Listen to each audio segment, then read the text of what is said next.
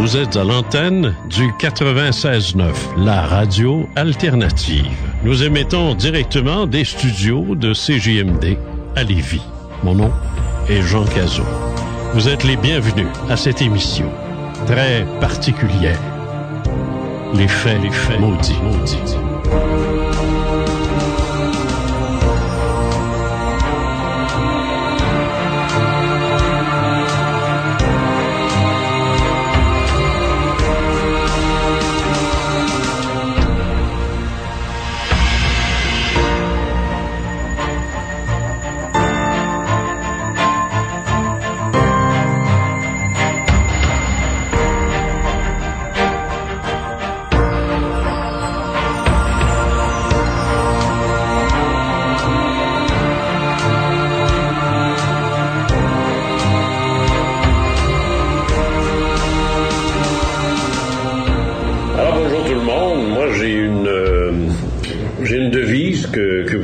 J'en ai fait un livre, ça s'appelle « Esprit d'abord, humain ensuite ».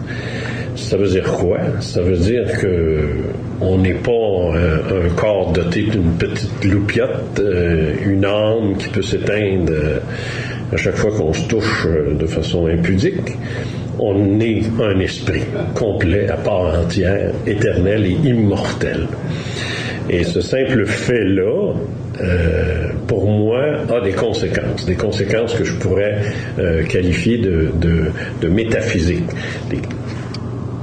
Des conséquences carrément métaphysiques, des conséquences paranormales, on peut dire. Ça a des conséquences. Le fait d'être un esprit enfermé dans un corps, il est clair que ça a des conséquences. Parmi celles-là, il y a des gens, en tant qu'humains, parce que je dis bien esprit d'abord, humain ensuite, on a beau être un esprit mortel et éternel, il n'y en a pas moins que pour le moment, on est humain et très humain. Merci. Avec tout ce que ça comporte, avec toute la cohorte de difficultés que représente la vie humaine, les maladies, les ci, les ça. Il y a toujours quelque chose qui ne va pas, ou ça en tout cas, qu'importe. Bref, on s'incarne, cet esprit-là s'incarne dans un humain parce qu'il a une vie très particulière à vivre, un objectif à atteindre dans cette vie ici. Si moi, mon destin, mon fatum, comme je le dis souvent, avait été d'être une chanteuse internationale, je m'appellerais Céline. Mais ça donne que c'est pas ça, mon fatum, c'est pas mon destin, c'est pas ça, ça n'a rien à voir avec ça. C'est la raison pour laquelle je suis qui je suis. Et on est tous comme ça. Sauf que il n'y a pas beaucoup de gens qui le savent, ça. Mais en plus, il y a encore moins de gens qui le ressentent. Et encore moins de gens qui vont vivre des situations qui leur rappellent qu'ils sont un esprit d'abord. Et comme cette émission-là s'intitule « Les faits maudits », il est clair que ceux qui ont vécu des choses comme ça sont un peu comme les faits en question, ils sont maudits. En tout cas, ils sont tabous, sont pas bienvenus dans une discussion sur le dernier but du Canadien à la cage au sport. Ils se font regarder de travers en voulant dire « il est fou, c'est ça d'ici ». Alors, on forme une caste un peu différente, nous, les flyers, et il est forcé que mes invités à l'émission des Faits maudits, ce sont des invités, c'est clair, mais il y a une raison à ça, c'est qu'ils sont un peu... ils ont vécu des affaires, eux autres aussi, comme moi d'ailleurs. Moi, je les appelle des expérienceurs. Il y en a un que j'ai connu, j'ai rencontré il y a quelques années, et j'avais adoré notre entretien, et j'ai décidé de l'inviter à nouveau pour reprendre tout ça, cette discussion-là qu'on avait eue, et il s'appelle Bruno Lefebvre, et je le salue à l'instant. Bonjour Jean, merci beaucoup pour cette présentation qui allie à la fois le savoir-vivre et le professionnalisme qu'on te connaît, mais aussi le petit chatouillement en dessous des bras que tu me fais en l'associant à des personnes flyées et un petit peu excentriques par rapport au reste du monde. On l'est, hein? Je pense que oui. Oui. Moi, je vis avec pas de honte à ça. Absolument pas. C'est pas une maladie en tant que telle. Il n'y a rien de méchant là-dedans. C'est juste qu'effectivement, moi, j'aime pas le hockey. Je sais pas si t'es tombé dessus, là. Puis la cage au sport, c'est bien le fun, mais à un moment donné, c'est un restaurant. Puis j'aime pas la bouffe de...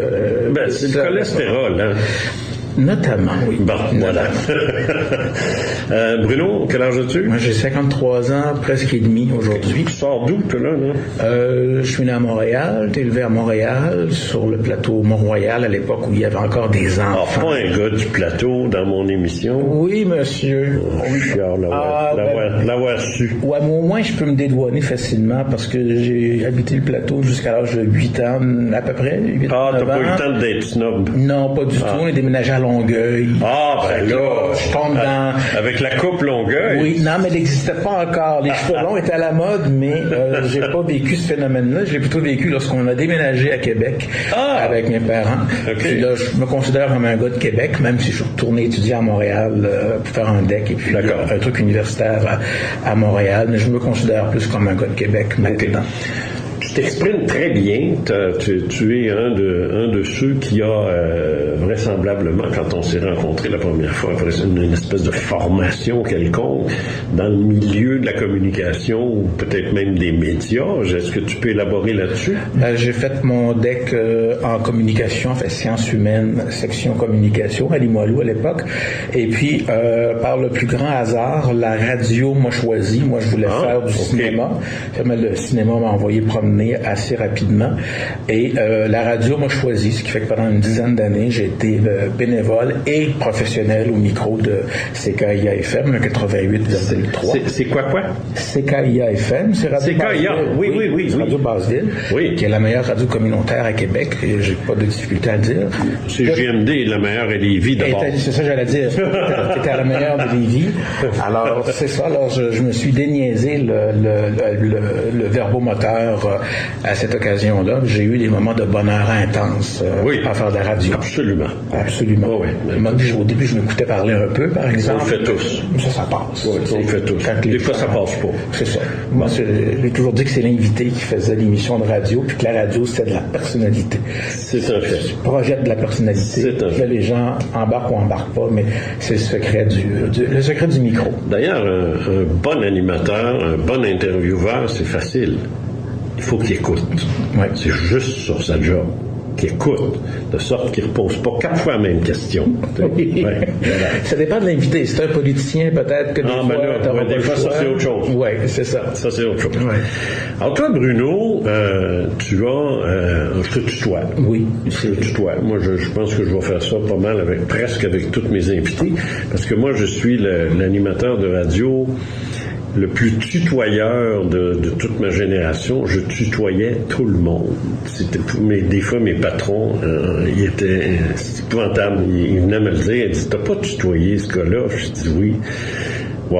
Oui, tu sais, mais en tout cas, je sais pas, c'est plus fort que moi. Ça veut dire que c'est la seule langue où il y a un vous et un tu. Le français? Oui. Oui, c'est la langue officielle des Jeux olympiques, parce que c'était Pierre de Coubertin en français, et de l'ONU, parce que la langue française est tellement précise, il y a tellement de nuances, justement, entre le tu et le vous, pour s'adresser à quelqu'un, la formulation polie, bien élevée du vous, et le rapport plus informel et amical du tu.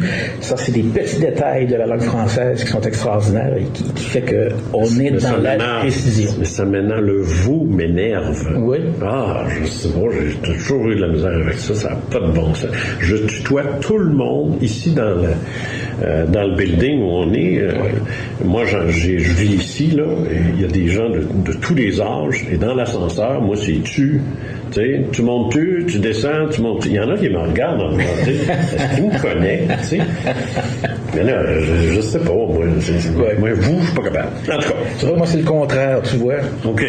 Ah oui, c'est vrai, non, c'est vrai, toi, t'as tendance à me vouvoyer, puis je veux pas, tu sais. Je vous vois j'utilise le prénom Jean, et j'utilise Jean à la troisième personne. Est-ce que vous allez bien, Jean? Ils faisaient ça à l'école. Ils faisaient ça, les professeurs, à l'école. Parce qu'il faut pas oublier qu'à l'époque, les étudiants étaient vouvoyés. Imagine le prof, tu sais. Ouais. Alors, il fallait vouvoyer son prof, tu sais. C'est une question de respect qu'ils disent, mais enfin. Bon. Moi, je suis de la génération qui lançait des sables noirs aux profs de français, moi. Pourquoi il était pauvre? Non. C'est parce que c'était pour l'écœurer. Ah, pour l'écœurer. Il restait parfaitement stoïque. Donc, les gens... Moi, j'ai jamais lancé de scène noire à mon prof de français secondaire 5, mais les gens le faisaient. Non. Alors, c'est pour te montrer un petit peu la différence de génération, à peine de quelques années, là, ce qu'était devenu l'éducation. Oui, c'est ça, parce qu'on a quand même 10, 12, 13 ans de différence. Là. C'est ça, on pourrait être grand frère et petit frère. C'est ça, oui, absolument. Ouais. Ça, c'est certain. La raison pour laquelle tu es ici, Bruno, parce que là, on a du temps. Oui. On a du temps. La preuve, on niaise, là. Mais on a du temps. Dans le sens que je veux que tu nous racontes les choses que tu as vécues. Parce que moi, je suis convaincu que tu as le périsprit développé, là. Comme Kardec disait, Alan Kardec. Oui. Jeanne Laval aussi parlait du périsprit. Jeanne Laval ou de Laval? Jeanne Laval. Oui, si peut-être que les auditeurs pourront vérifier le prénom, mais c'était une grande médium française qui était la tante de Jean-Louis Victor. Jean-Louis Victor, oui. C'est ça, la tante ou la grande-tante. Explorateur dans l'Arctique, là? Non, c'est quelqu'un qui écrit sur la réincarnation. C'est un intellectuel qui s'intéresse à des sujets étranges. Il a écrit plusieurs livres sur la réincarnation. Ils sont excellents. Oui, Victor. Oui, ça, j'ai déjà lu quelque chose là-dessus. Mais c'est vieux si on parle du début du 19e siècle. On parle d'une époque que les moins de 100 ans ne peuvent pas connaître. Les moins de 20 ans ne peuvent pas connaître. OK. Merci, Charles. Mais ça, c'est quand même après Kardec. Alors, elle a probablement pris l'expression périsprit de Kardec. Ça se peut.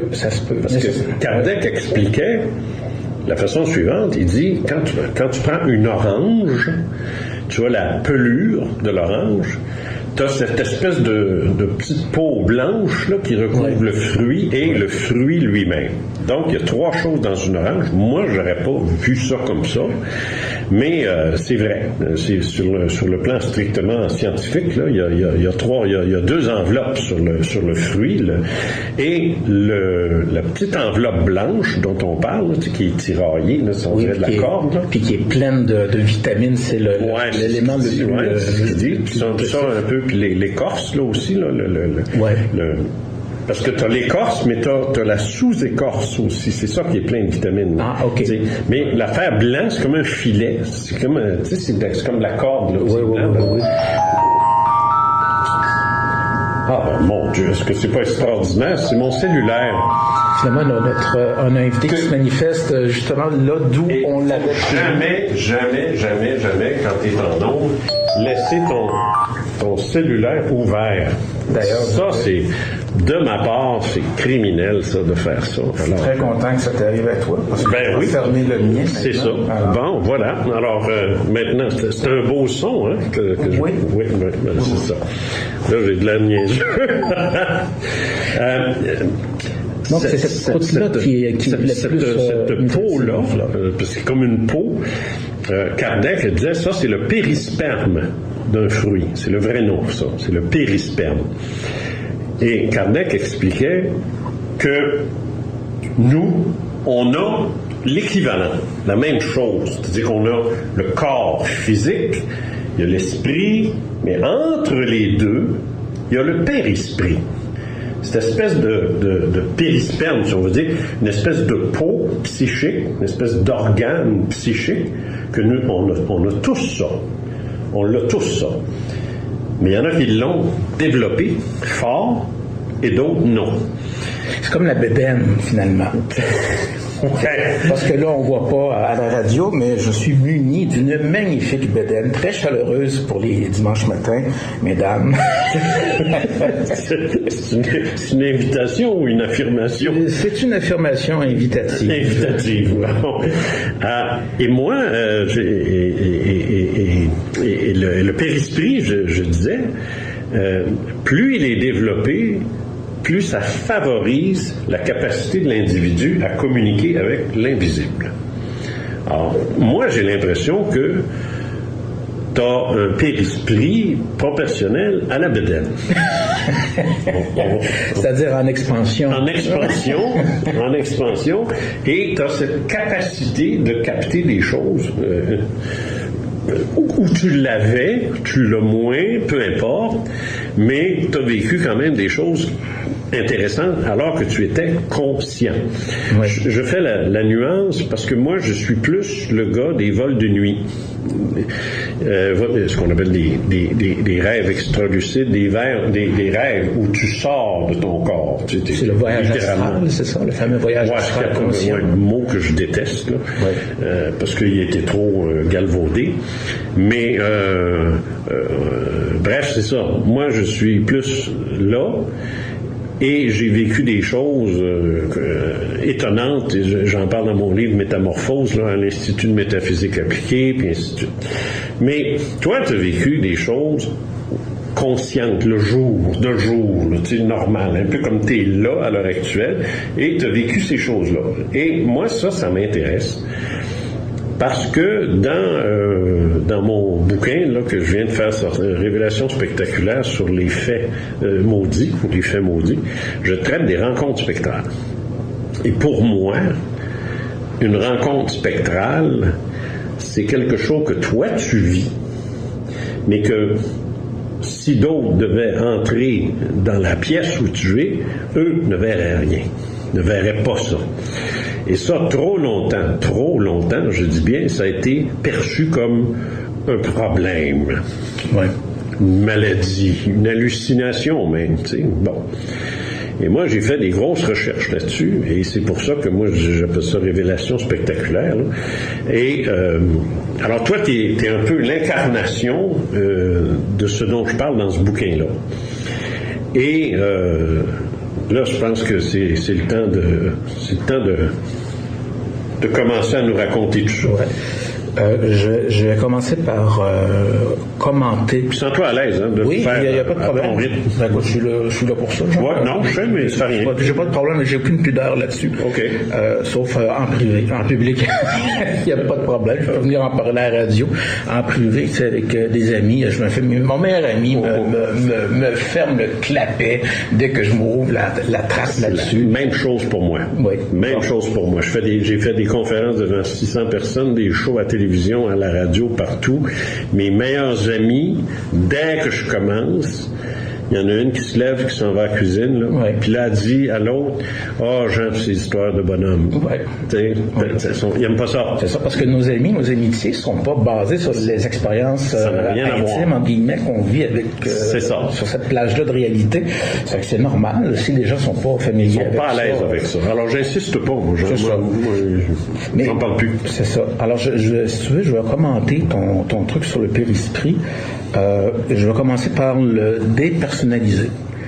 Tu me décris d'une façon qui... j'écouterais ça à la radio, puis je dirais « Wow! Quelle personne intéressante as-tu là, comme invité? » Mais moi, je me sens pas au quotidien comme ça. Je sais ce que tu veux dire. Là. Moi non plus, d'ailleurs. Puis puis t'es pas tout seul. Il y a pas qu'un de monde aussi comme ça. Alors ça, là-dessus, je comprends ce que tu veux dire. C'est ça. Moi, je me cogne... Pas exceptionnel. C'est ça. Moi, je me cogne les pieds sur le bord du divan pas mal souvent. C'est pas à cause du périsprit. Non, c'est ça. Puis je déteste aussi quand quelqu'un dit qu'un un don de, tu sais, on dit une voyante extra-lucide, là, tu sais, c'est un cas comme ça. Très franco-français comme expression. Oui, c'est ça, oui. Et à un moment donné, pour se moquer, si mettons, je sais pas, moi, elle aussi, elle se pète le pied sur le bord du lit, il va toujours avoir un smart pour dire « Ah, elle l'a pas vu venir. » Bon, alors, ça, c'est sûr que, de toute façon, des niaiseux comme ça, il y a peu de chances qu'il y en ait à l'écoute. Très peu de chances. Fait que, on peut continuer sans problème. C'est ça. Tu vois, moi, j'ai allumé à un moment donné, quand j'ai j'ai relié quelques petits événements qui ont pu durer entre quelques secondes et peut-être la minute, à l'échelle de la minute, que j'ai relié à un moment donné, au cours de ma vie, à 53 ans, j'ai commencé, c'était 3 ans, vers 50 ans, avec toi, Jean, à parler de choses qui étaient personnelles à moi, ce que j'avais jamais fait auparavant. C'est des petits événements qui surviennent à tous les 4-5 ans, si on fait une moyenne là, dans le temps. Donc, je ne vis pas, moi, je me promène pas en flottant dans les airs ou quoi que ce soit. Il y a personne, justement, il y a personne qui est comme ça lorsqu'on a un lien avec une réalité élargie. Là. À l'époque où j'écrivais l'ère nouvelle, dans laquelle il y a la deuxième section du livre est consacrée à des vols de nuit extrêmement spectaculaires, j'en faisais. Et à la minute où j'ai envoyé ce livre-là à l'éditeur, ça a été terminé. J'en ai fait un il n'y a pas longtemps, fort intéressant même, je dirais, mais c'est fini. J'en ai plus besoin. J'ai plus besoin de ça. J'écris pas là-dessus. Alors, je pense qu'on vit ces choses-là. Et il y a une raison. C'est pas par hasard. C'est pas pour rien si on vit ces événements-là. C'est ça. Moi, comme on dit en art, dans les arts ou en création, il y a toujours un point d'énonciation d'une œuvre. Par exemple, lorsqu'on regarde Titanic, le film Titanic de 95 de James Cameron, le film se déroule avec le regard du spectateur. On est l'observateur de l'histoire et la mise en scène se fait de façon à ce qu'on vive des émotions mixtes.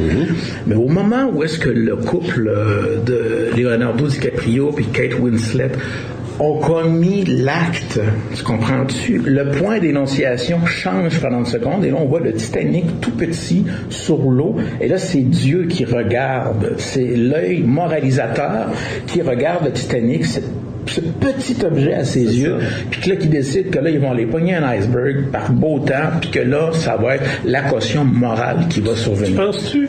Oui, absolument. Je peux te le garantir que les films catastrophes sont tous basés sur une punition. Une punition qui vient de la divinité, de la morale, etc. Pourtant, il me semble que Cameron n'a pas ce profil-là. Mais c'est la fonction du film catastrophe. Ça toujours, c'est intéressant. Je vais essayer de regarder ça à l'avenir.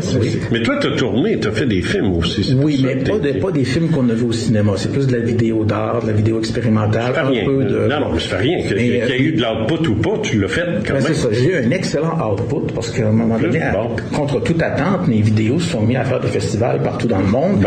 Mais j'ai pas de quoi écrire un article dans le journal. C'est plutôt confidentiel. Est-ce que tu vas changer ta Bentley cette année? Non, je pense que je vais laisser celle que j'ai au garage, mais je trouve plus mon garage. Je ne sais pas où c'est rendu la Bentley. Tu comprends? Mais c'est ça, ce que je veux dire par là, c'est que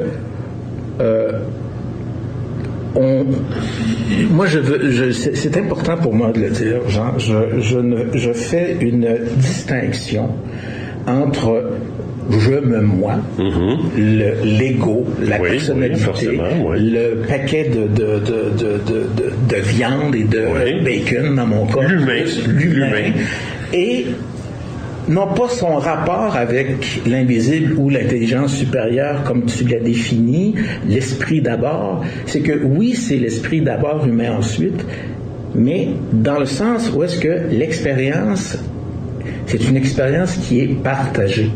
Ce n'est pas moi, Bruno, qui va vivre une expérience précise lorsqu'elle est pour moi fondamentale. On me tend la main et on me dit de l'autre bord, OK, on te laisse aller là-dessus, je te fais confiance, voici le contact, puis c'est comme ça. Moi, je ne peux pas créer ça. Non, ça, c'est quelque chose qui... oui, c'est un cadeau. C'est un cadeau. C'est quelque chose qui t'arrive de l'autre bord. Je rentre dans la croyance personnelle que j'ai autour de mon expérience personnelle. C'est que de l'autre bord, il y a l'être réel, la personne réelle. Oui, c'est ça, absolument. Le moi supérieur. Exactement, qui est hors du temps et hors de l'espace et qui, à un moment donné, va réussir à se faufiler et à amener dans le cloaque qui est l'humanité, dans le cloaque qui est notre dimension espace-temps, parce que c'est rough. Hein? Je veux dire, on a beau avoir un beau char, puis tout ça, la vie, là... Non, ça l'est. C'est de la MRDE, comme le chante la fille de l'Acadienne, là, Madame Leblanc. Alors, il y a soi-même, avec notre conditionnement, notre éducation, la forme qui est la nôtre. On est des êtres avec 2 bras, 2 jambes, 2 mains, 5 doigts, 5 sens, et puis on essaye de se trouver dans le monde avec que ça. Ouais. Ça fonctionne. Ça fonctionne tout croche, mais ça fonctionne. Mais quand il y a une expérience comme ça, qui touche à quelque chose qui est pas banal, qui fait réaliser que je suis pas tout seul, moi-même, tout seul, là, tout nu dans la rue, il y a une part de moi où je suis une part de ça. Oui, absolument. Qui, une fois de temps en temps, m'envoie un signal de synchronisation comme sur un GPS. GPS te dit une fois de temps en temps, tourne là. C'est ça. C'est là que tu écoutes ta petite voix intérieure, ou c'est là que, tout à fait gratuitement... Parce que t'as un destin, t'as un fatum. Et on dirait que des fois, on a besoin de se le faire rappeler, puis ça peut être ça aussi. Pas tout le temps, mais ça peut être ça. Pas tout le temps. Ça peut être ça, puis des fois, ça peut être aussi... des fois, on peut la jouer à l'oreille, la vie aussi. Puis, on a une marge de manœuvre. Absolument. Puis, il y a des incidents, shit happens, comme on dit à Paris. Les setups. C'est ça. Puis, c'est à ce moment-là que c'est important de s'arrêter un peu, puis de pas se mettre à rouler ça dans la tête comme un hamster. Ça arrive à un moment donné, puis tu te dis, bon, qu'est-ce que je fais maintenant? Il y a une petite réponse qui arrive. Comme à un moment donné, je suis retourné vivre chez mes parents, puis je me suis dit, j'ai posé la question, combien de temps? J'ai eu la réponse tout de suite, c'était juste comme ça, intelligible, ça a dit 1 an. Puis effectivement, c'était 1 an. Je suis retourné vivre chez mes parents une 2e fois, puis là, ça fait combien de temps? Puis là, ça a répondu vaguement, mollement. Puis finalement, ça a duré longtemps. Ça a répondu à dos. Ça a répondu, prends ton temps. Je veux dire, respire par le nez, ne fais pas avec ça. Et à un moment donné, papa a disparu. Oui. Et c'est de ça qu'on va parler après la pause. Vous écoutez Les Faits maudits avec Jean Cazot sur les ondes de CJMD Lévis 96,9. Ufologue et métaphysicien depuis 50 ans, il est l'auteur de nombreux ouvrages dans ce domaine et disponible partout. CJMD 96.9.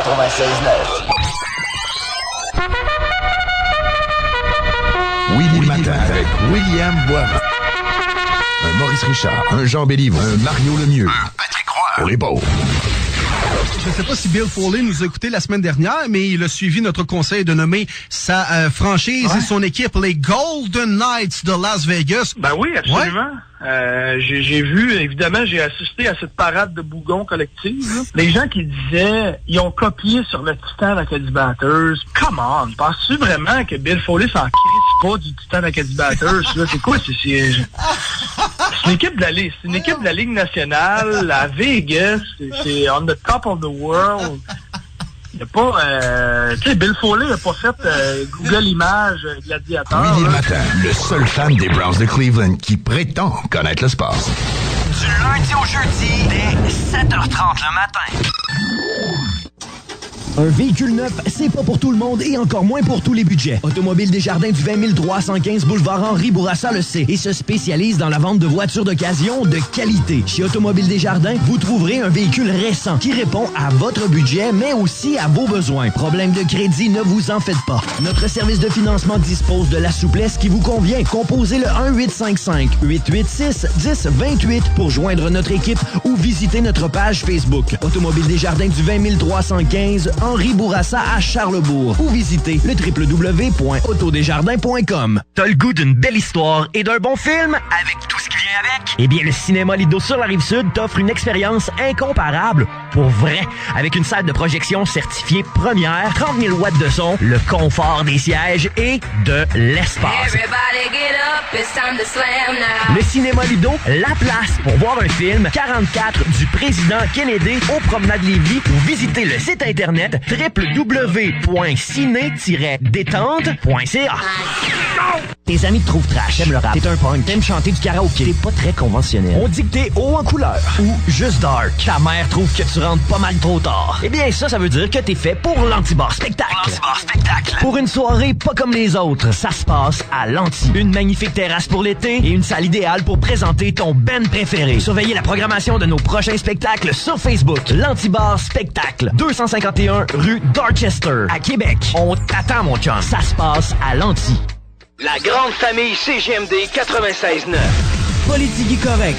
Willy le matin, les deux snooze, le show qui donne chaud. Le 4 à 6, danse macabre et bien plus encore. Avec la playlist la plus malade des ondes radiophoniques. Vous en voulez plus? 969fm.ca, TuneIn, puis vous avez probablement Facebook. Le niaisage, c'est terminé. Parce que la meilleure radio de Québec est à Lévis. CJMD 96.9. Connecté sur sa ville, CJMD 96.9, l'alternative radiophonique basée à Lévis. Vous écoutez Les Faits maudits avec Jean Cazot sur les ondes de CJMD Lévis 96,9. Vous êtes expérienceur, auteur ou expert. Faites-vous connaître à jcazot@commercialvideotron.ca. Nous sommes de retour à l'émission Les Faits maudits et aujourd'hui, je reçois Bruno Lefebvre, expérienceur, et tous mes invités que je reçois et que j'appelle des expérienceurs sont des gens qui ont vécu des expériences qui ressemblent peut-être à la vôtre, ou alors si vous n'avez jamais rien expérimenté ou vécu, ça vous démontre qu'il y en a à qui ça arrive. Et il est clair que la première réaction qu'on a quand ça arrive, ces choses-là, c'est de se dire comment se fait que lui ça y arrive, moi ça m'arrive pas, et parce que ça vous arrive pas, vous en concluez que les autres sont fous, ils sont malades, ils ont quelque chose, c'est bon. Tu sais, Bruno, tu sais que si moi je n'avais pas vécu ce que j'ai vécu, peut-être que je serais comme ça aussi. Cette espèce de cynisme qui se développe quand on entend quelqu'un raconter une histoire qui fait pas de sens, au sens pratique du terme. Peut-être que je serais comme ça. Mais parce que je l'ai vécu, puis parce que c'était intense, puis que ça a fessé dans le dash, comme on dit en français, en hébreu plutôt, il est clair que ça a été pour moi une expérience très forte. Et c'est pour ça qu'aujourd'hui, j'ai du respect pour les gens. Ça ne veut pas dire que je crois tout ce qu'ils me disent. Quand quelqu'un me raconte quelque chose, je vais souvent me fier sur ma résonance, parce qu'il y a des gens qui inventent, puis il y a des gens qui fabulent aussi. Alors ça, ça exclut pas ces gens-là. Là. Mais quand j'ai entendu ton histoire pour la première fois, moi j'ai embarqué tout de suite. J'ai dit oui, absolument. C'est ça, les deux événements que tu t'avais racontés, puis et ainsi de suite.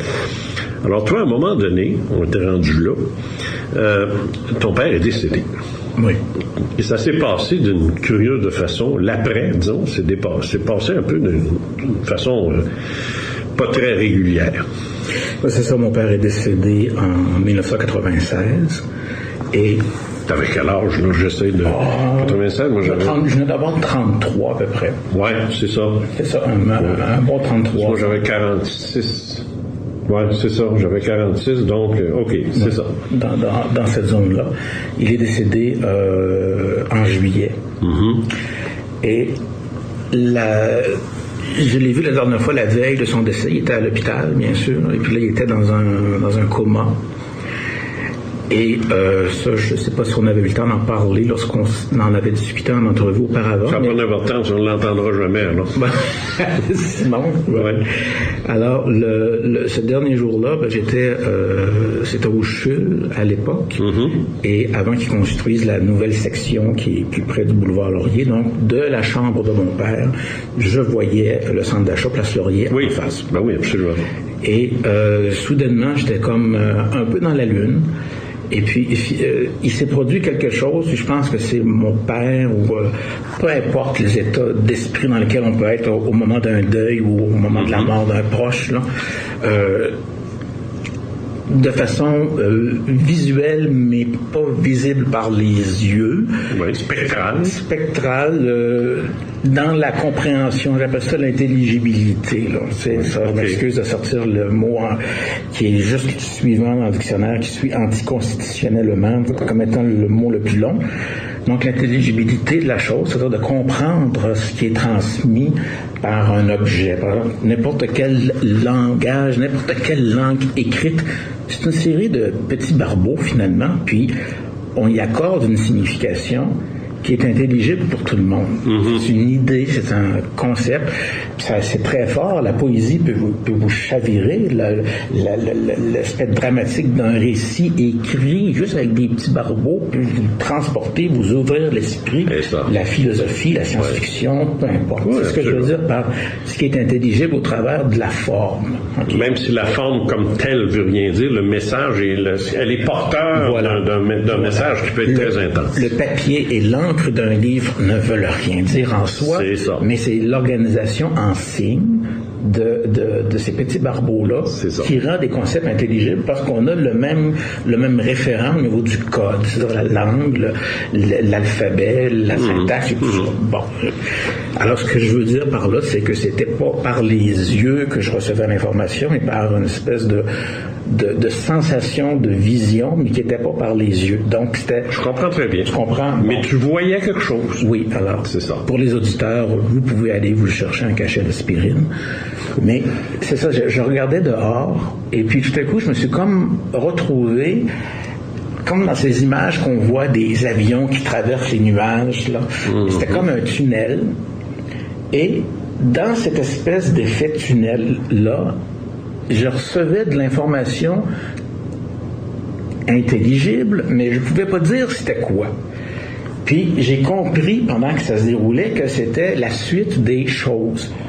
Mon père était probablement déjà parti, ça c'est mon hypothèse personnelle, puis là il me disait « Ok mon homme, salut, bye, garde, voici ce qui se prépare pour toi. » Ou tout simplement, de l'autre bord, on m'a envoyé le message, « OK, ton père est décédé, mais ça s'arrête pas là pour toi. » C'est ça.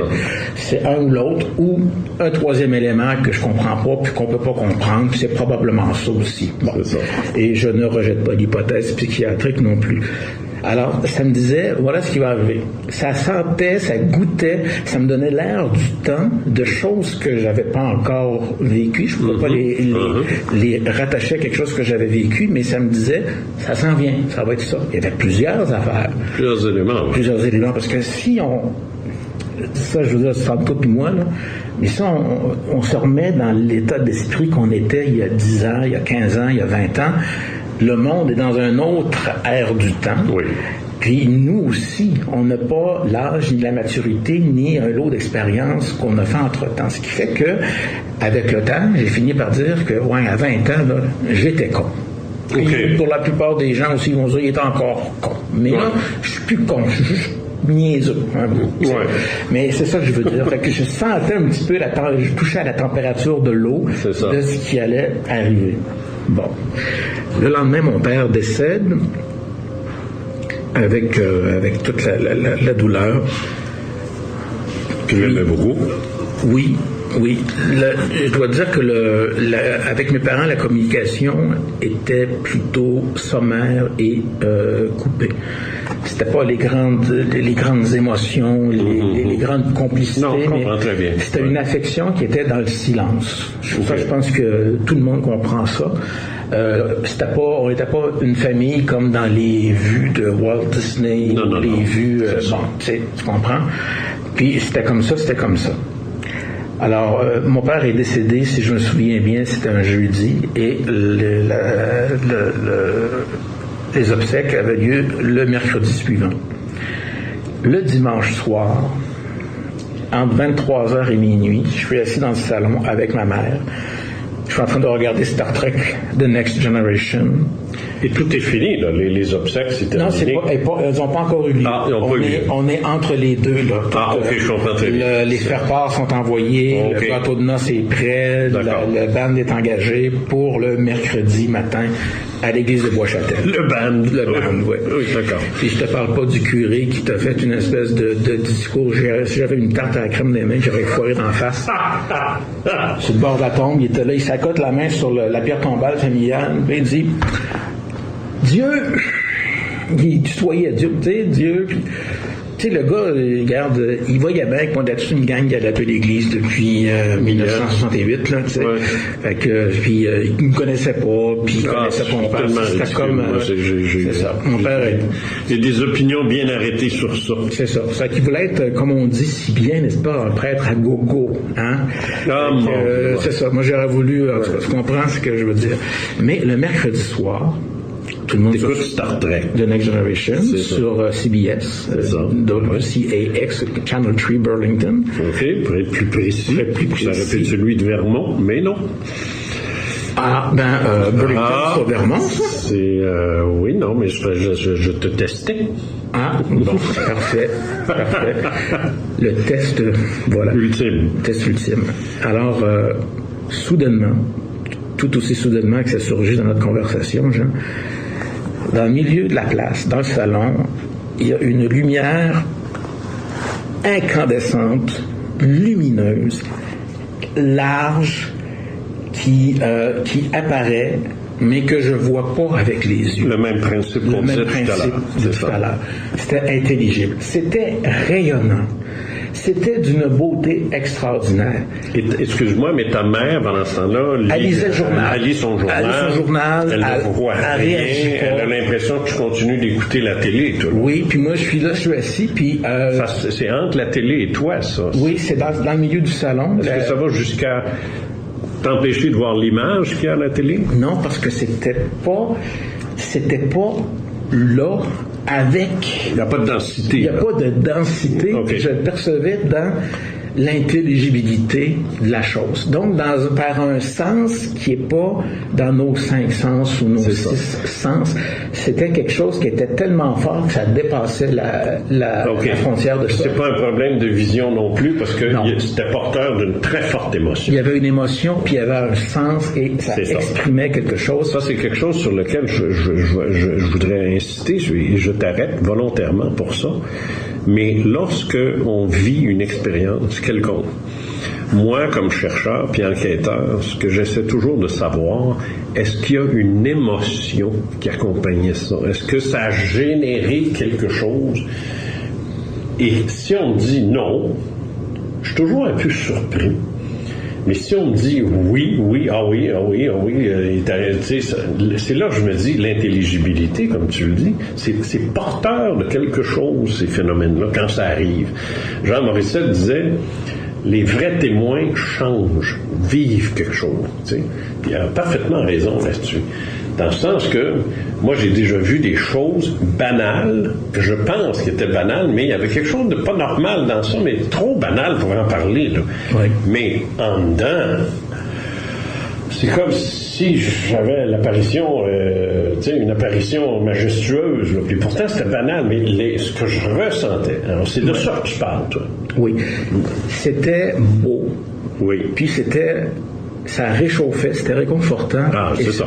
Et c'était mon père, mais sans son enveloppe physique, tel que lorsque j'ai vu le corps. Ton père à l'état pur. Mon père à l'état pur, mais il n'était pas pris dans l'équation de son âme, de son esprit et de son corps et de l'historique de son corps dans la densité puis dans l'historicité du monde dans lequel il a vécu. Tel que lorsque j'ai vu le corps de mon père, c'était pas mon père. Non, là, j'ai compris ce que les gens disent au salon mortuaire. Il a changé. Ben oui, il est mort. Mais c'est ça, il manquait quelque chose. Ça change quelqu'un, ça, mourir. Oui, c'est une transformation profonde. C'est que ça finit plus. C'est très écologique parce que tu retournes à la terre, puis là, tu peux planter des arbres avec tes os et tout ça, ça les aide à pousser. C'est très écolo, la mort. Oui. Mais bon, en son temps. Mais c'est ça, c'est que le corps de mon père n'avait pas cette partie vivante en lui-même. Excuse-moi, là, c'est niaiseux ce que je viens de dire, mais c'est ça.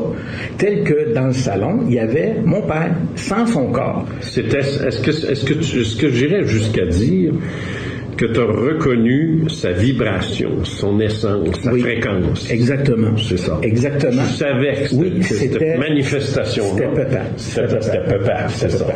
Puis, c'est comme s'il avait... Ça, il n'y a personne qui va te faire changer d'idée. Non, personne. Non, ça, c'est clair. Même si on me dit que c'est un... C'est ça, cerveau, des fils qui se touchent. Des fils qui se touchent, il y a trop d'affaires. C'est ça. C'était un alignement. C'était Papa. Il y avait un alignement... Puis t'as envie de les envoyer promener, là, s'ils insistent, là. Pas à ce moment-là, parce que j'étais... Non, mais je veux dire, si quelqu'un te disait ça, ben non, c'est ton cerveau qui a fait... T'as juste envie de le prendre puis d'y passer à la face sur le... Oui. Ça, c'est moi qui s'en va dans la cuisine faire un café, dire à quelqu'un d'autre avec ses affaires. Tu sais. C'est moi qui fais ça à ce moment-là, tu comprends? Comme tu disais tantôt. Tu l'as vécu. Je l'ai vécu. C'était Papa. C'est ça. Mais il était heureux. Il était lumineux. Il rayonnait. Et c'était comme si c'était un petit gars, un enfant de 4 ans.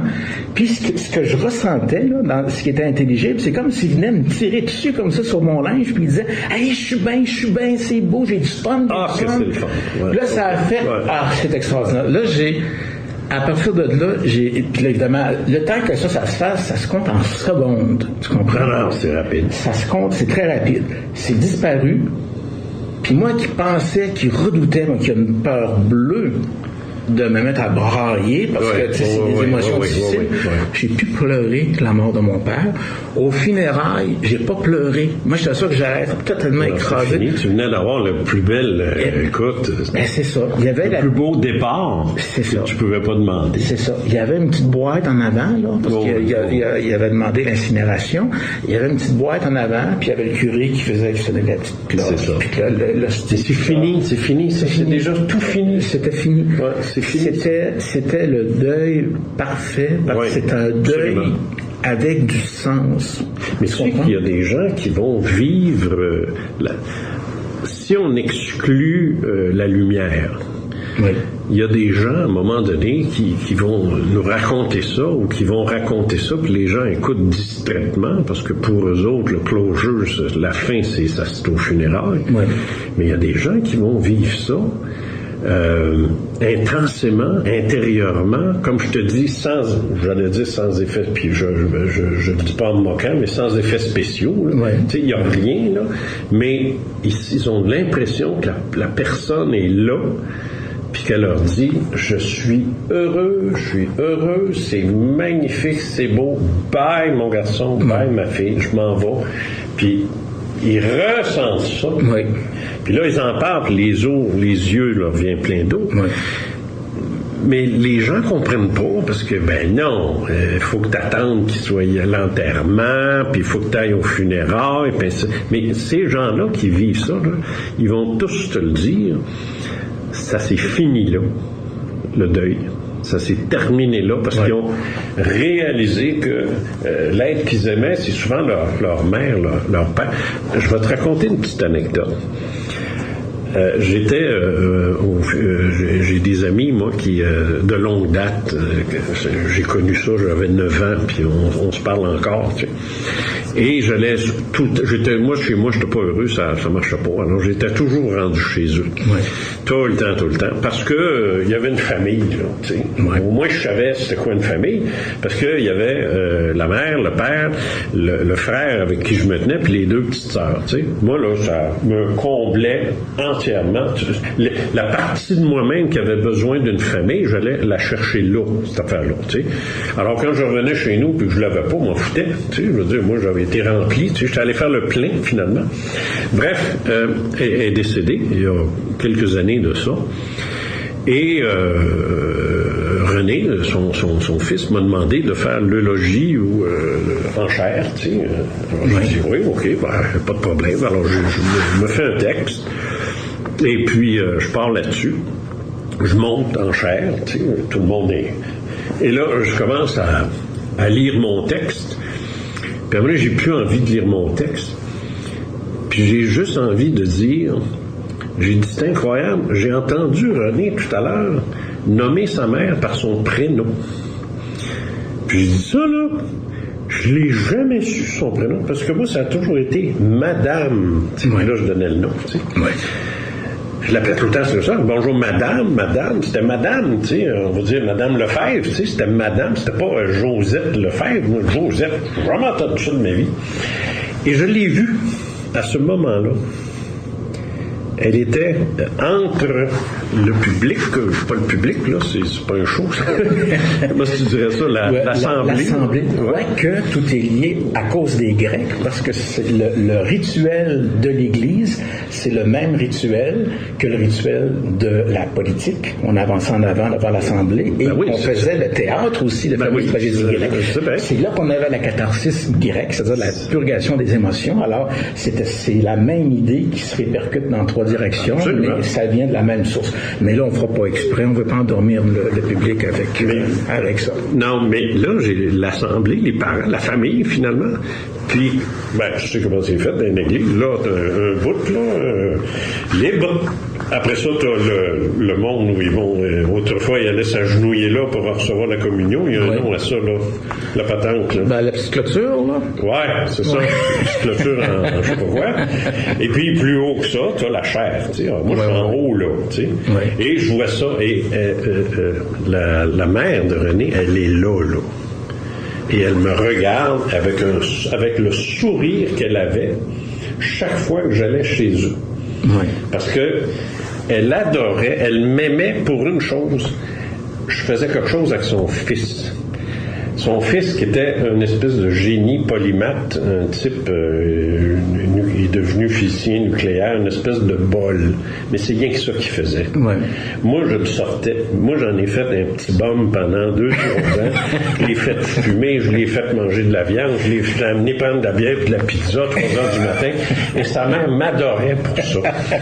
Tu sais, parce qu'elle avait tellement peur qu'il finisse... sur le neutre. Ouais, sur le neutre, tu sais. Alors, et elle me faisait toujours ce même sourire-là, dans le style merci, tu sais. Et elle a fait la même chose. Et je l'ai vu, mais je ne l'ai pas vu avec mes yeux. Mais je l'ai vu. Et je sais alors, c'est pour ça que je sais très bien, c'est pas mon imagination, parce que ça, c'est un autre niaiserie là, qu'on invente pour justifier toutes ces choses-là. Mais je sais ce que tu veux dire quand tu dis je l'ai vu, mais pas avec mes yeux. Mais je l'ai vu, je la vois encore au moment où je te parle, je peux te la décrire, et je suis persuadé que si je faisais la description à, peut-être pas René, mais à une de ses sœurs, elle disait oui, elle a déjà porté ce robe-là, ou quelque chose de genre, tu sais, parce que moi, là, je peux te décrire la robe, le collier, puis tout, là, puis la coiffure qu'elle avait, et c'est une image que j'ai eue d'elle des années 60, quand je fréquentais son garçon, 70. Alors, oui, j'y crois à ça. J'y crois comme faire. Je l'ai vécu. Et je ne sais pas si nos deux témoignages ensemble peuvent aider les gens qui sont à l'écoute à comprendre ce que c'est une rencontre spectrale, parce que c'est ça. Voir, mais pas avec ses yeux, mais voir pareil. C'est ça. Et puis c'est pas voir dans ma tête. Je l'ai pas vu dans ma tête. Ça, c'est autre chose. Moi, si je me ferme les yeux, là, je peux la voir dans ma tête. Mais non, je l'ai vu. C'est ça. Entre la patente que tu as nommée, puis que finalement tu ne l'as pas nommée, la clôture de communion, il y a un nom à ça, je ne me rappelle plus.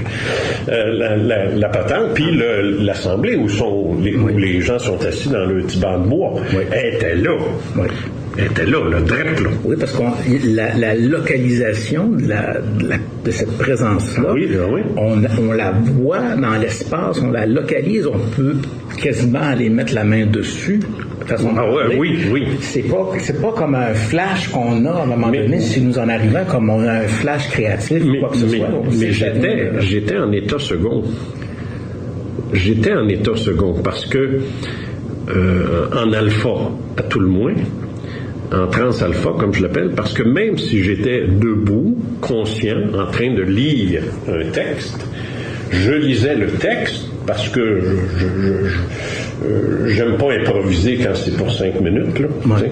Je montais quelque chose qui défile, là, puis que ça remplit le 5 minutes, comme on dit, au lieu de faire Alors, je faisais ça, mais à un moment donné, j'ai décroché du texte. Et c'est là que je suis arrivé avec l'affaire de la madame, là, quand je l'appelais pas par son prénom, je l'appelais toujours madame. C'est là qu'elle est arrivée. Parce que moi, je suis sorti de mon bêta, en train de lire, pour rembarquer dans une phase alpha. Tu me suis quand je parle d'alpha? Moi, je m'apprêtais à dire... Tu me suis? Oui, je te suis, mais... C'est des ondes du cerveau qui ralentissent. Ah, OK, c'est ça. Alors, je vais dire, si je veux avoir l'air intelligent, je ne poserai pas la question, c'est quoi la trans-alpha, puis c'est quoi le bêta? Mais là, quand tu as dit bêta, j'ai dit, OK, moi, je suis bêta, j'étais même avec ma bedaine un gros bêta, mais c'est ça, c'est les ondes du cerveau. C'est les ondes du cerveau qui sont accélérées quand on fait un rapport d'impôt. Non, mais c'est compliqué, puis c'est chaud, mais quand on rêvasse, tu sais, on est là, tu sais, puis maintenant on écoute la télé, on l'écoute plus, puis on part. Oui. Moi, souvent, ça m'arrive, je suis en train de lire, puis après, je pars, je suis ailleurs.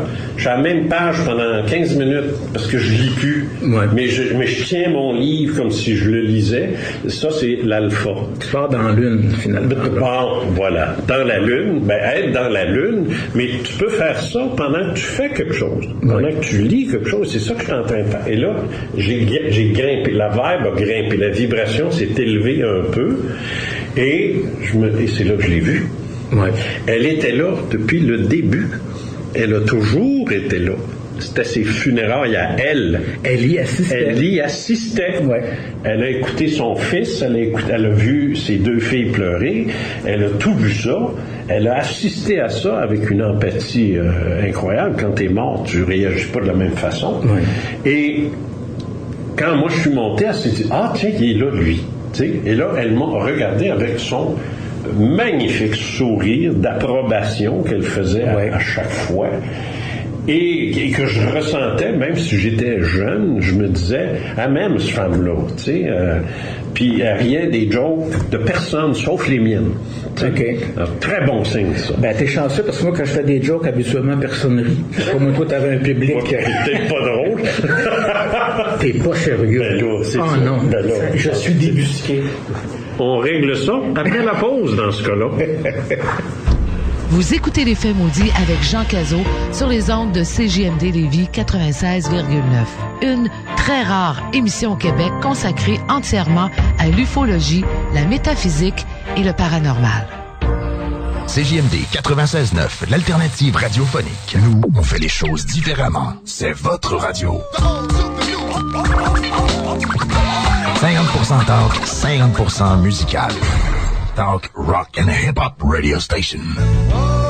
On lâche Simard, de retour au Cluster le 25 février.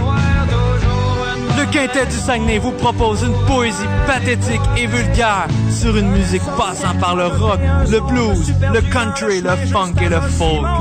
Bref, une soirée mémorable, remplie d'émotions. Billets en vente au Cluster et sur lepointdevente.com. Le Cluster Bar Spectacle. Point Guillaume Couture. Sortie route l'Allemand. Ta scène à Lévis. Un véhicule neuf, c'est pas pour tout le monde et encore moins pour tous les budgets. Automobile Desjardins du 20 315 boulevard Henri Bourassa le sait et se spécialise dans la vente de voitures d'occasion de qualité. Chez Automobile Desjardins, vous trouverez un véhicule récent qui répond à votre budget mais aussi à vos besoins. Problème de crédit, ne vous en faites pas. Notre service de financement dispose de la souplesse qui vous convient. Composez le 1-855-886-1028 pour joindre notre équipe ou visiter notre page Facebook. Automobile Desjardins du 20 315 Henri Bourassa à Charlebourg ou visitez le www.autodesjardins.com. La relève radio est à CGMD 96.9.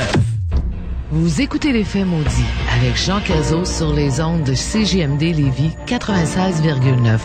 Les propos tenus lors de cette émission relèvent de croyances et d'opinions personnelles. Vous en êtes les seuls juges. C'est bon.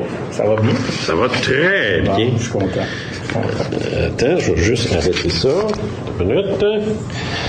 OK, 1h52.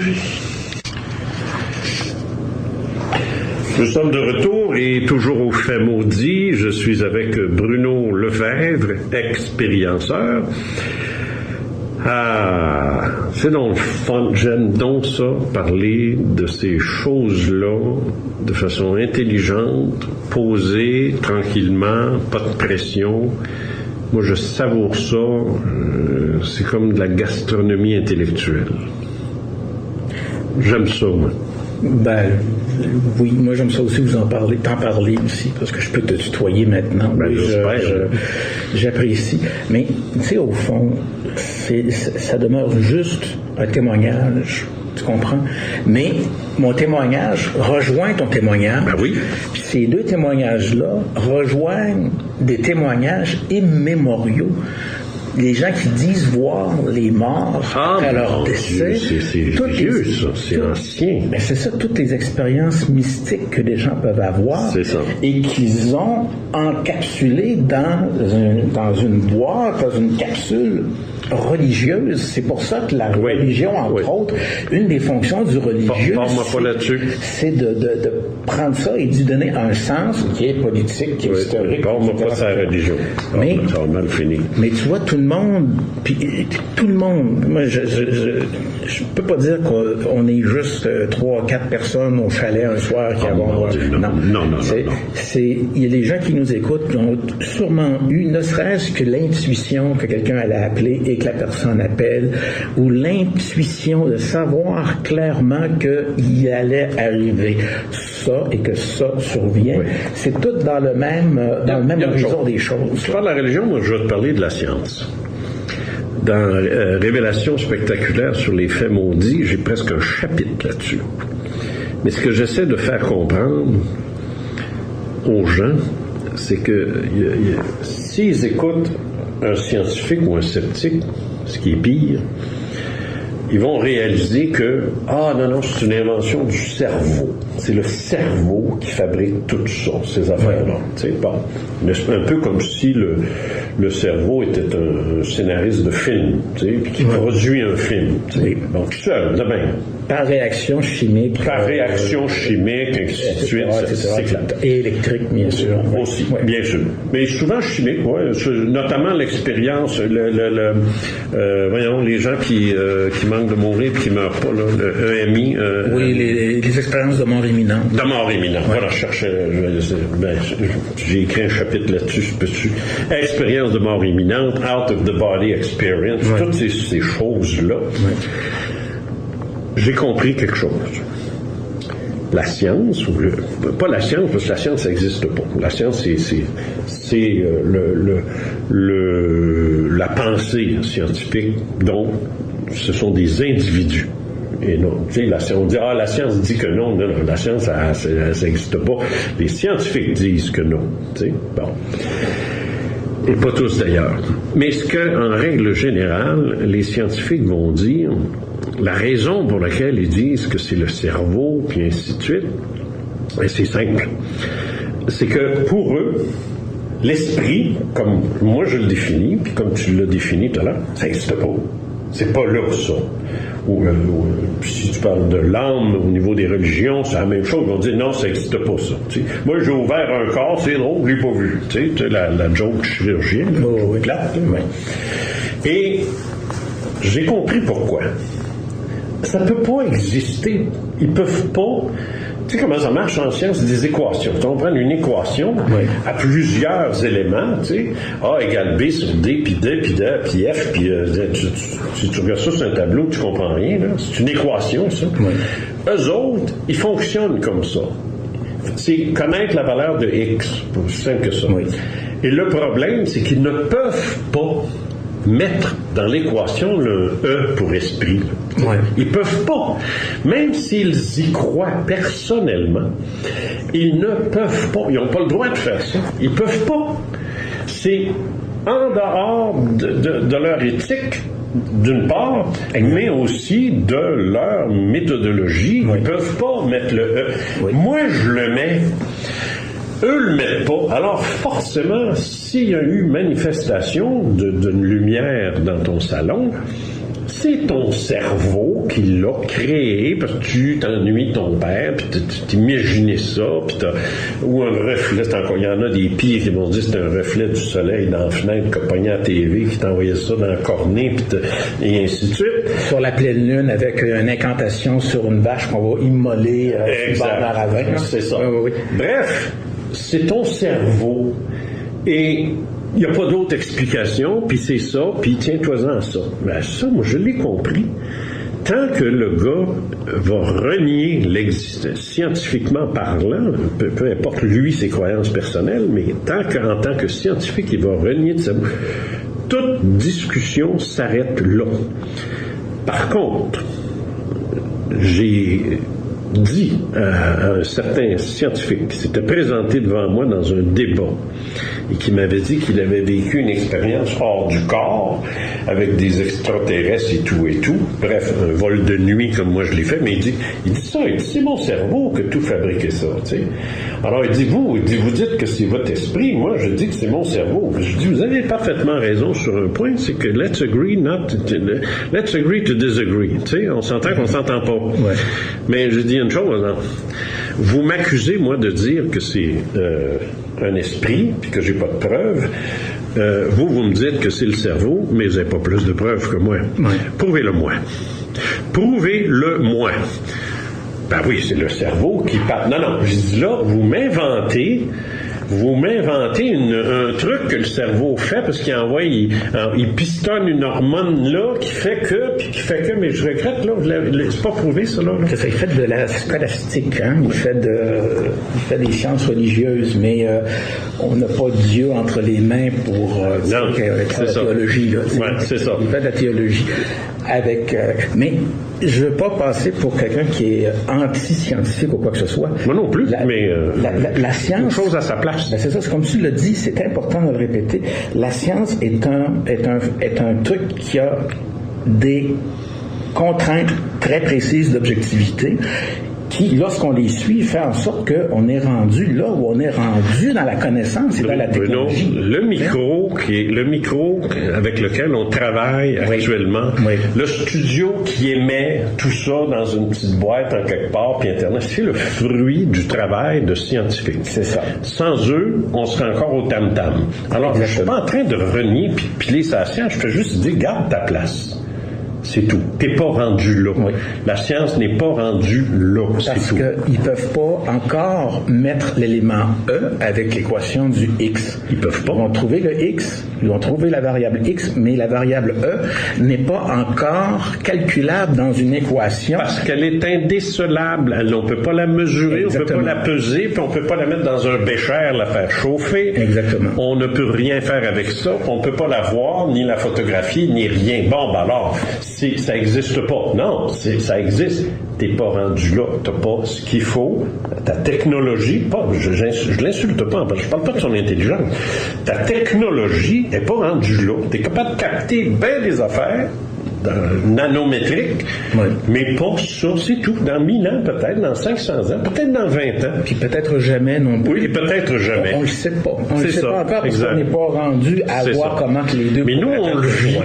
Nous, on le vit. Puis moi, quand j'ai vu la mère de René, j'ai ressenti une émotion. Toi, quand tu as vu cette boule magnifique de lumière dans ton salon, tu as su que c'était papa. Puis tu as su que c'était lui. Puis en plus, tu l'as vu comme esprit parce que c'est un jeune esprit de 4 ans, comme on dit, qui est fou de retourner chez lui. Il était fou comme la marde. Fou comme la marde. Content d'être chez lui. Je comprends tout ça un peu, moi. Mais ça, là, C'est en regardant Star Trek, là. C'est pas en fumant du pot, mais en prenant un show d'acide, puis en pleurant. Non, t'écoutes un show de TV, puis ça t'arrive, ça. C'est ça. C'est pas une invention du cerveau. D'ailleurs, le cerveau ne crée rien. Il ne fait que reproduire. Et pour ça, je veux juste étirer un petit peu de deux petites choses très brèves. Pour la question du cerveau, le docteur Penfield de Montréal, qui a fait des trépanations, tout ça, il était un des premiers à étudier le cerveau. Il a réussi, en mettant des petits courants électriques à des endroits très précis. On sait que le cerveau, on peut ouvrir le crâne, puis être conscient, ça fait pas mal. Non, c'est ça, il n'y a pas de sensitivité dans le cerveau. C'est ça, il reçoit toute la sensitivité du corps, mais lui-même, il n'y en a pas. Cordonnier mal chaussé.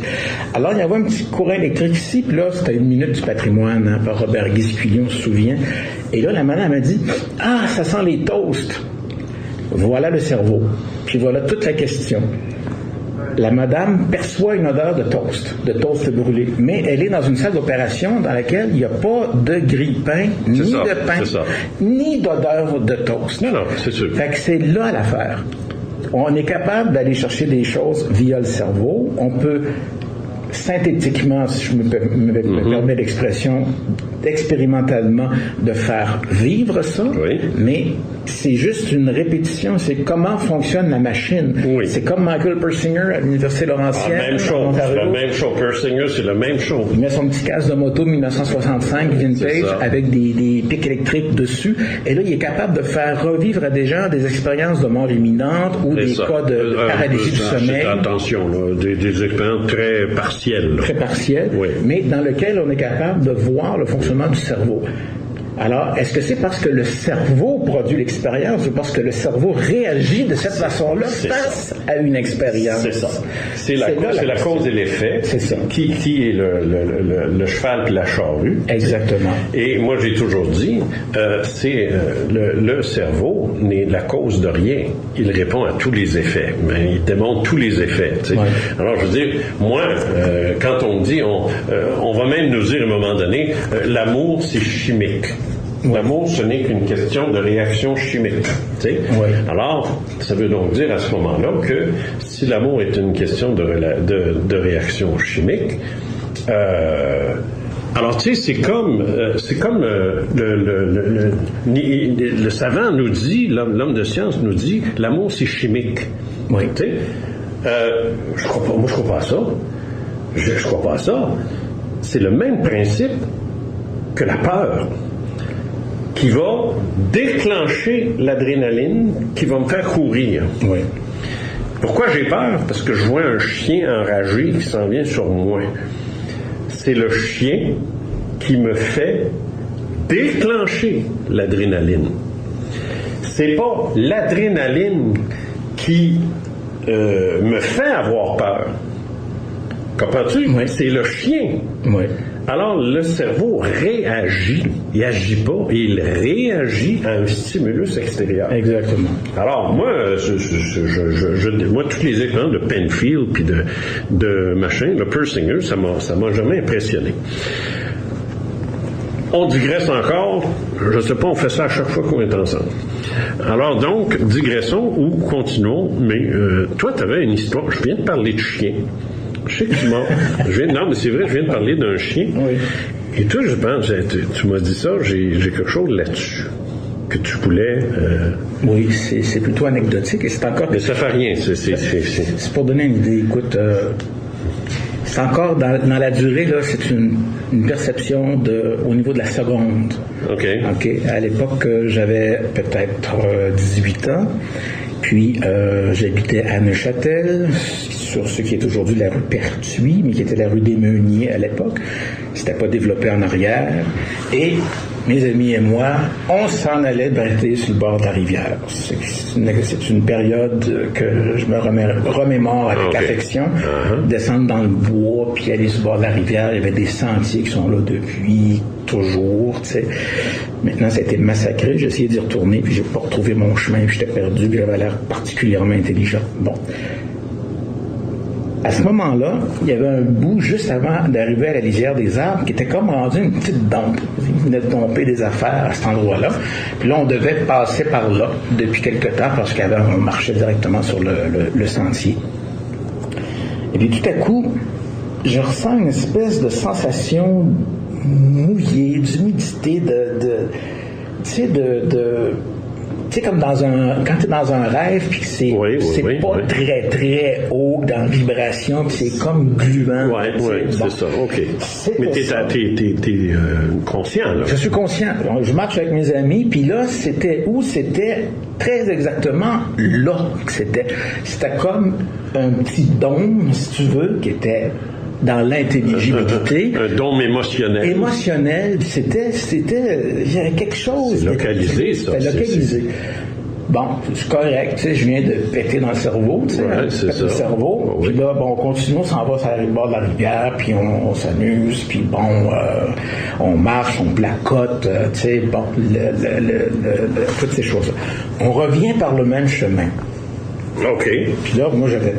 C'est fini, les rêves gluants, là.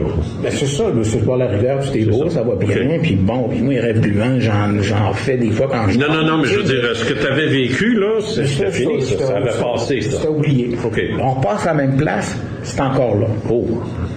Fait que là, je dis, excusez les gars, attendez un peu, là, tu sais, fait que là, je m'éloigne un petit peu, je m'en vais vers l'endroit, puis là, c'était là, l'épicentre était là, c'était devant moi. Fouille-moi. Je regarde par terre, puis là, il y a comme un petit bout de, tu sais, du sous-tapis caoutchouteux, là. Oui. Des années 80, qui recouvre d'ailleurs l'intérieur de l'ascenseur du USS Enterprise à partir de la série de films. Le mur de l'ascenseur circulaire, c'est du sous-tapis vert que tu as. OK. Mais ça passe bien à l'écran. J'aime Star Trek. Est-ce que ça me Non, mais je vois ça, là. Je pense que c'est à cause de Star Trek, tout ce qui m'arrive. Hein? Le sous-tapis vert, je regarde Star Trek à TV, puis là, mon père vient faire son tour. Je pense qu'on vient de mettre le doigt sur quelque chose. C'est ton cerveau. C'est ton cerveau. C'est mon cerveau. Alors, il y a un bout de sous-tapis, puis là, Act of God, tu sais, je prends le petit bout de sous-tapis, puis je soulève ça. T'es pas peureux? C'était trop fort. Il fallait que il fallait. Je suis content de cette réponse. Il fallait. C'était trop fort. D'accord. Je lève le bout de sous-tapis, je soulève ça, puis là, tout à coup, qu'est-ce qu'il y a? Il y a une portée de chiots. Oh mon Dieu. Il y a quelqu'un mort. Il y a un génie des Carpates là, qui a décidé que lui, il allait enterrer les chiots de la portée de chien pour peu importe la raison. Ça, c'est une autre affaire. Ils ont enterré vivants. Probablement. Puis, il y avait ça. C'est un enfant de chienne, ça? Oui. Si ils ont enterré vivants, c'est un enfant de chienne? Oui. Parce que c'était ça a comme fait une petite course là, de vicier. Puis ils étaient comme tout dans une espèce de moiteur. Puis ça sortait. C'est incroyable, hein? T'as capté ça, toi. T'as pas capté l'odeur. C'est pas l'odeur que t'as capté. T'as capté une émotion. J'ai capté l'émotion. Il y avait c'était l'émotion des chiens, peut-être, là. Mais c'est parce que des chiens qui meurent vivants, ça a beau être juste des chiens, il y a des limites, là. Ça souffre. Hein? Puis ça souffre. Puis c'était ça. Là, ça a fait comme... Ça a ouvert la porte. Ça a dit, OK, je suis capable maintenant d'être spontané, de me dire que c'est correct. Je peux te faire confiance. Je peux me faire confiance quand que j'ai cette intuition-là de ça. Puis là, voici, il y a un résultat suite à cet instinct-là. Puis, au bout du compte, c'est ça, il y a des chiens qui sont là. C'est drôle, hein? C'est drôle ce que tu... bien vite, là. Je fais Aylmer. Je me promène sur un terrain vague. La raison, c'est que je cherche un endroit où je peux me promener avec mon chien, parce que il y a des villes où tu peux pas, tu sais. Puis à ce moment-là, j'ai un chien, alors je viens d'emménager là, puis là, je me promène, je regarde, là, je peux aller là, je peux aller là, tu sais, parce qu'il y a des interdictions partout. À cause de la soupe, probablement, c'est la soupe. Oui, la soupe Aylmer, c'est là qu'elle font. Ah, non, la soupe Aylmer, ouais. Puis c'était Mme Campbell qui était qui était la boss. Toujours est-il que et là, je vois ce que tu dis, des tuiles, tu sais, des tuiles de toit pour mettre sur le toit. Là. Oui. Un amoncellement de tuiles qui sont là. Et ce que tu as ressenti là, d'émotionnel, là, je l'ai ça. Je l'ai là. Je dis, il y a quelqu'un en dessous de ça. Il y a quelqu'un là. Puis là, je m'approche, puis moi, je soulève, mais c'est très lourd. Oui. C'est pas... puis il y en a, là. Tu sais, il y en a des centaines, là. Mais là, j'essaie de lever ça, oublie ça, tu sais. Mais je le lève un peu, puis là, il sort des maggots de là, des vers, des vers blancs, là, des vers blancs, des vers de la mort, tu sais, les vers de la décomposition. Oh boy! J'ai rien fait, mais je l'ai déclaré à la police. J'ai dit, je sais pas, peut-être qu'il y a un corps. Tu sais, peut-être un chien, c'est peut-être, je sais pas, mais il y a quelque chose là, tu sais. Puis je sais, moi, que dans les heures qui ont suivi, moi, j'ai vu le camion, j'ai vu un camion se rendre, puis j'ai vu des policiers, puis mais j'ai dit non, je vais pas, tu sais. Moi, j'ai vu des choses des fois dans ma vie, puis je veux pas garder. C'est pas ce que tu vois qui est plate, c'est que tu le revois. C'est le souvenir toute ta vie. Puis ça, t'as pas envie de ça. Enfin, j'ai dit non, moi j'ai pas envie de voir un corps là décharné, décomposé. Alors je l'ai jamais su, mais je suis sûr qu'il y avait quelque chose. J'en ai capté l'émotion. Alors, je sais, puis on s'est pas parlé avant là, de ça. Là. Oui, c'est survenu comme ça pendant la pause. Là. Carrément, là, pendant la pause, tu as dit j'aimerais ça de parler de ça. Mais là, je comprends ce que... Incroyable, hein? Mais c'est le fun, parce que je peux... là, je vais manquer de mots français, mais en anglais, c'est « relate to ». Je peux relater à ce qui se dit pas. Mais c'est vrai, on est en train de s'angliciser, c'est dans le cerveau. C'est tellement une expression anglaise qui est très facile. I can relate to that. Tu peux t'identifier. Je peux m'identifier, ouais, ok, c'est bien. Ouais, je peux. Ça me rejoint. Ça me rejoint, c'est ça. Fais-moi sentir cheap.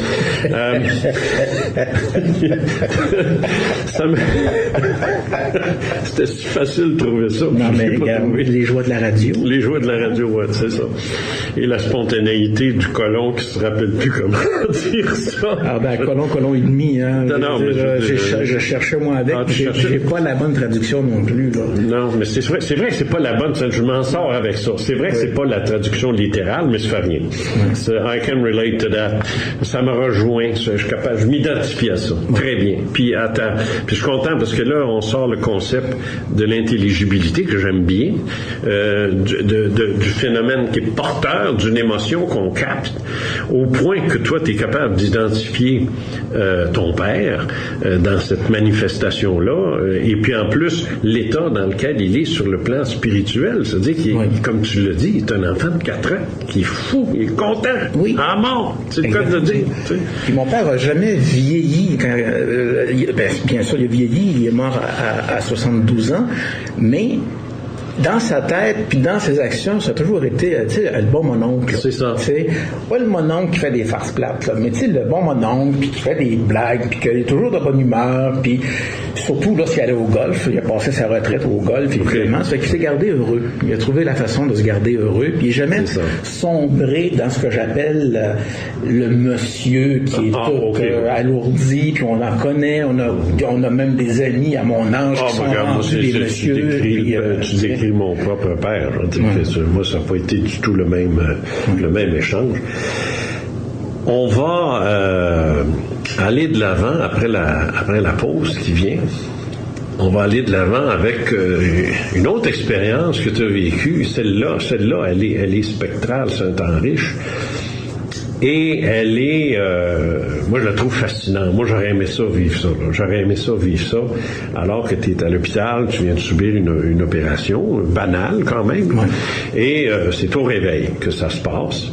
Et enfin, il y a tout le contexte. Et je pense que tu es capable de nous raconter ça. Hein? Ça va très bien jusqu'à maintenant. Oui. Fait qu'on revient après la pause avec ça. Oui, soyez patient. Pas de problème. Oui, c'est ça. Endurez-nous. On va revient. À colon et demi. Vous écoutez Les Faits maudits avec Jean Cazot sur les ondes de CJMD Lévis 96,9. Ufologue et métaphysicien depuis 50 ans, il est l'auteur de nombreux ouvrages dans ce domaine et disponible partout. CJMD 96.9. La seule station sur la Rive-Sud. C'est l'alternative radio. Ciao, arrivederci, buonasera. Qu'est-ce que tu fais là, Marcus? Alors, j'apprends l'italien, j'ai réservé chez Casa Mia Pasta, puis je vais être bon. Non, Casa Mia Pasta, c'est les spécialistes de la cuisine italienne. T'es pas obligé de parler l'italien. Mais tu vas retrouver tous tes classiques. Les linguini, les fettuccini, la lasagne, des filets mignons, les fruits de mer. Bref, si tu veux manger le meilleur italien à Lévis, c'est chez Casa Mia Pasta. Pour réservation, faites le 88 903 9393, 88 903 93 93 ou directement sur place au 38 rue Charles Acadieux, derrière les Galeries Chagnon. Grazie mille. Toi, t'es meilleur que moi déjà. Tu cherches un endroit pour regarder tes films préférés? Le Cinéma Lido de Lévis et le Cinéma des Chutes de Saint-Nicolas, c'est la place pour profiter des tarifs spéciaux. Les jeudis à 6 $, les dimanches soirs étudiants à 8 $ et le spécial deuxième film consécutif pour les représentations de 13h et 15h30 ou 19h et 21h30. Sans oublier les événements de groupe. Vous voulez organiser une fête d'enfants, une réservation pour un groupe ou tout simplement louer une salle pour un événement spécial? Ça se passe au ciné-détente.ca.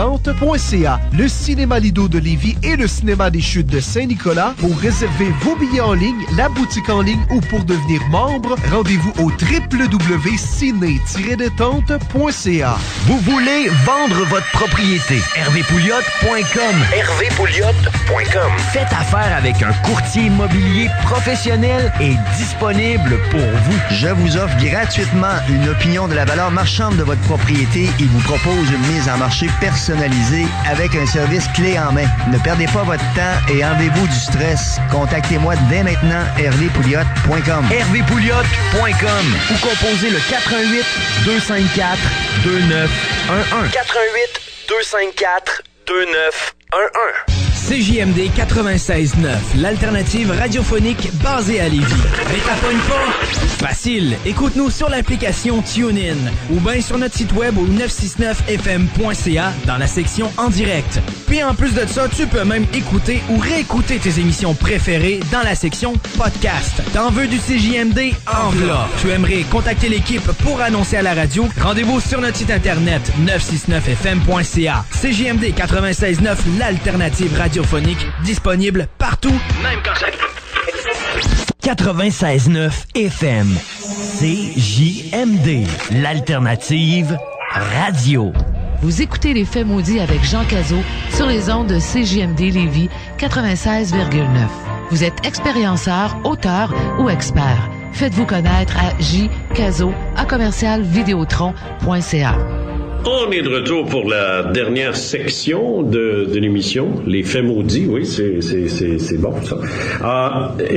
On va, et mon invité, évidemment, est toujours le même, il n'a pas changé, Bruno Lefebvre qui est avec moi. Cette fois, Bruno, tu as vraiment vécu quelque chose de très particulier à la suite d'une opération. Oui. Pour faire ça bref, ma vésicule biliaire a décidé de mourir avant moi. Oh oui, ça se fait ça? Oui, je l'ai appris à ce moment-là. Ouais. Et quel âge as-tu? Là, j'ai 53. On est, au moment où on enregistre, on est en 2016, le 8 novembre. Oui. Une journée historique, pas parce qu'on est en train de faire l'émission ensemble, oui, sans doute, mais à cause de l'élection américaine, dont on aura les résultats ce soir. Et en fait, l'émission étant préenregistrée, le 8, on sait déjà qui est président ou présidente aux États-Unis au moment où l'émission est diffusée. Okay. Pour le moment, on ne sait pas. OK. Moi, je dirais que j'ai eu des flashs parce que je voyais la photo de Trump. Oui. J'espère que tu te trompes. Oui, je le sais. Puis de l'autre côté, la raison puis le bon sens me dit que c'est Hillary Clinton qui va rentrer. On peut pas là, sinon ça. Non, regarde, c'est en tout cas. Parce que là, Baba Vanga, alors, a eu raison. Parce qu'elle a dit qu'après que l'homme noir aura quitté la présidence des États-Unis, le pays ne sera plus jamais pareil après. Alors, Baba Vanga a dit ça dans les années 30, 40 peut-être. Baba qui? Vanga. Baba veut dire grand-maman, je pense que c'est en Bulgarie ou quelque chose comme ça. Puis, Baba, non, c'est des bandits, des voleurs. Baba? Les babas, en Turquie, en tout cas, un baba, c'est un bandit. OK. Puis ici, un baba, c'est une pâtisserie. Ça va bien. On continue avec l'hôpital. Le cerveau. Je veux dire, l'intelligibilité de l'objet. Le baba, c'est ça, quelque part, mais c'est d'autres choses ailleurs. C'est d'autres choses ailleurs. Bon. Il était peut-être au rhum, celui-là, ce qui explique... Oui, probablement. Puis j'avais... Ah, mon Dieu, je devrais pas te lancer quand je fais ça. Non, ben c'est ça, ben, je vais l'attraper pareil. N'ayez crainte, on n'a pas bu de rhum dans du baba ou pas de baba, quoique... L'eau me fait beaucoup d'effet parfois. Oui. Bon, alors c'était il y a 10 ans, c'est en 2006, je me souviens bien. J'étais avec mon ex à ce moment-là. Et là, ça a commencé tranquillement, des douleurs. J'avais l'impression qu'il y avait du liquide qui entrait entre la peau et les muscles et tout ça. C'était une impression que j'avais, qu'il y avait une pression. Non, c'est pas le yam. Puis j'ai même quitté, je travaillais un samedi matin. À ce moment-là, j'ai quitté le travail. Puis j'ai dit, excusez, je suis pas capable. Puis dans l'auto, la moindre petite bosse, c'est comme si on me battait, là. C'est ça, OK. C'est que moi, évidemment, tu sais, je faisais mon frais, puis j'étais un gars, pareil. Oui, un gars, ça va pas mal. C'est ça. Fait que là, je me suis couché, puis là, je me concentrais pour me relaxer, puis je me mettais les mains sur le ventre, puis c'est toutes les niaiseries qu'on fait avant d'appeler l'ambulance. Ça prend du temps. Ça prend du temps. Fait que là, fini par appeler l'ambulance, puis là, bon, c'est correct, on me ramasse, puis on m'amène à l'hôpital, puis là, c'était extraordinairement mélodramatique, là, ma blonde qui était dans tous ses états, moi qui étais dans tous mes états, l'ambulance, les voisins qui sortent dehors, est-ce qu'elle m'a battu? Qu'est-ce qui se passe? Alors, fait que c'est ça. J'arrive à l'hôpital, on passe des tests, on trouve rien, l'échographie, tout ça, bon. Ça reprend. Et là, je retourne dans le taxi parce que la facture était quand même assez élevée pour mes moyens à l'époque. Et là, on fait l'échographie et on découvre que ma vésicule biliaire... Ah, c'est vrai, on n'a pas été capable de le voir sur le premier coup. La première fois, non. Bizarre. Tu sais, il y a un paquet de facteurs, l'heure à laquelle ils font l'examen, tout ça. Bon. Alors là, on me garde, le médecin me dit, on peut vous opérer maintenant ou vous opérer plus tard quand ça va recommencer. Faisons ça tout de suite. Exactement. C'est exactement ce que j'ai dit. Ben là, je suis là. On va le faire. C'est ça. Mais avant, je peux-tu prendre une douche? Parce que j'étais dans le corridor de l'urgence. C'est une civière pendant 3-4 jours. Oui, c'est sûr que...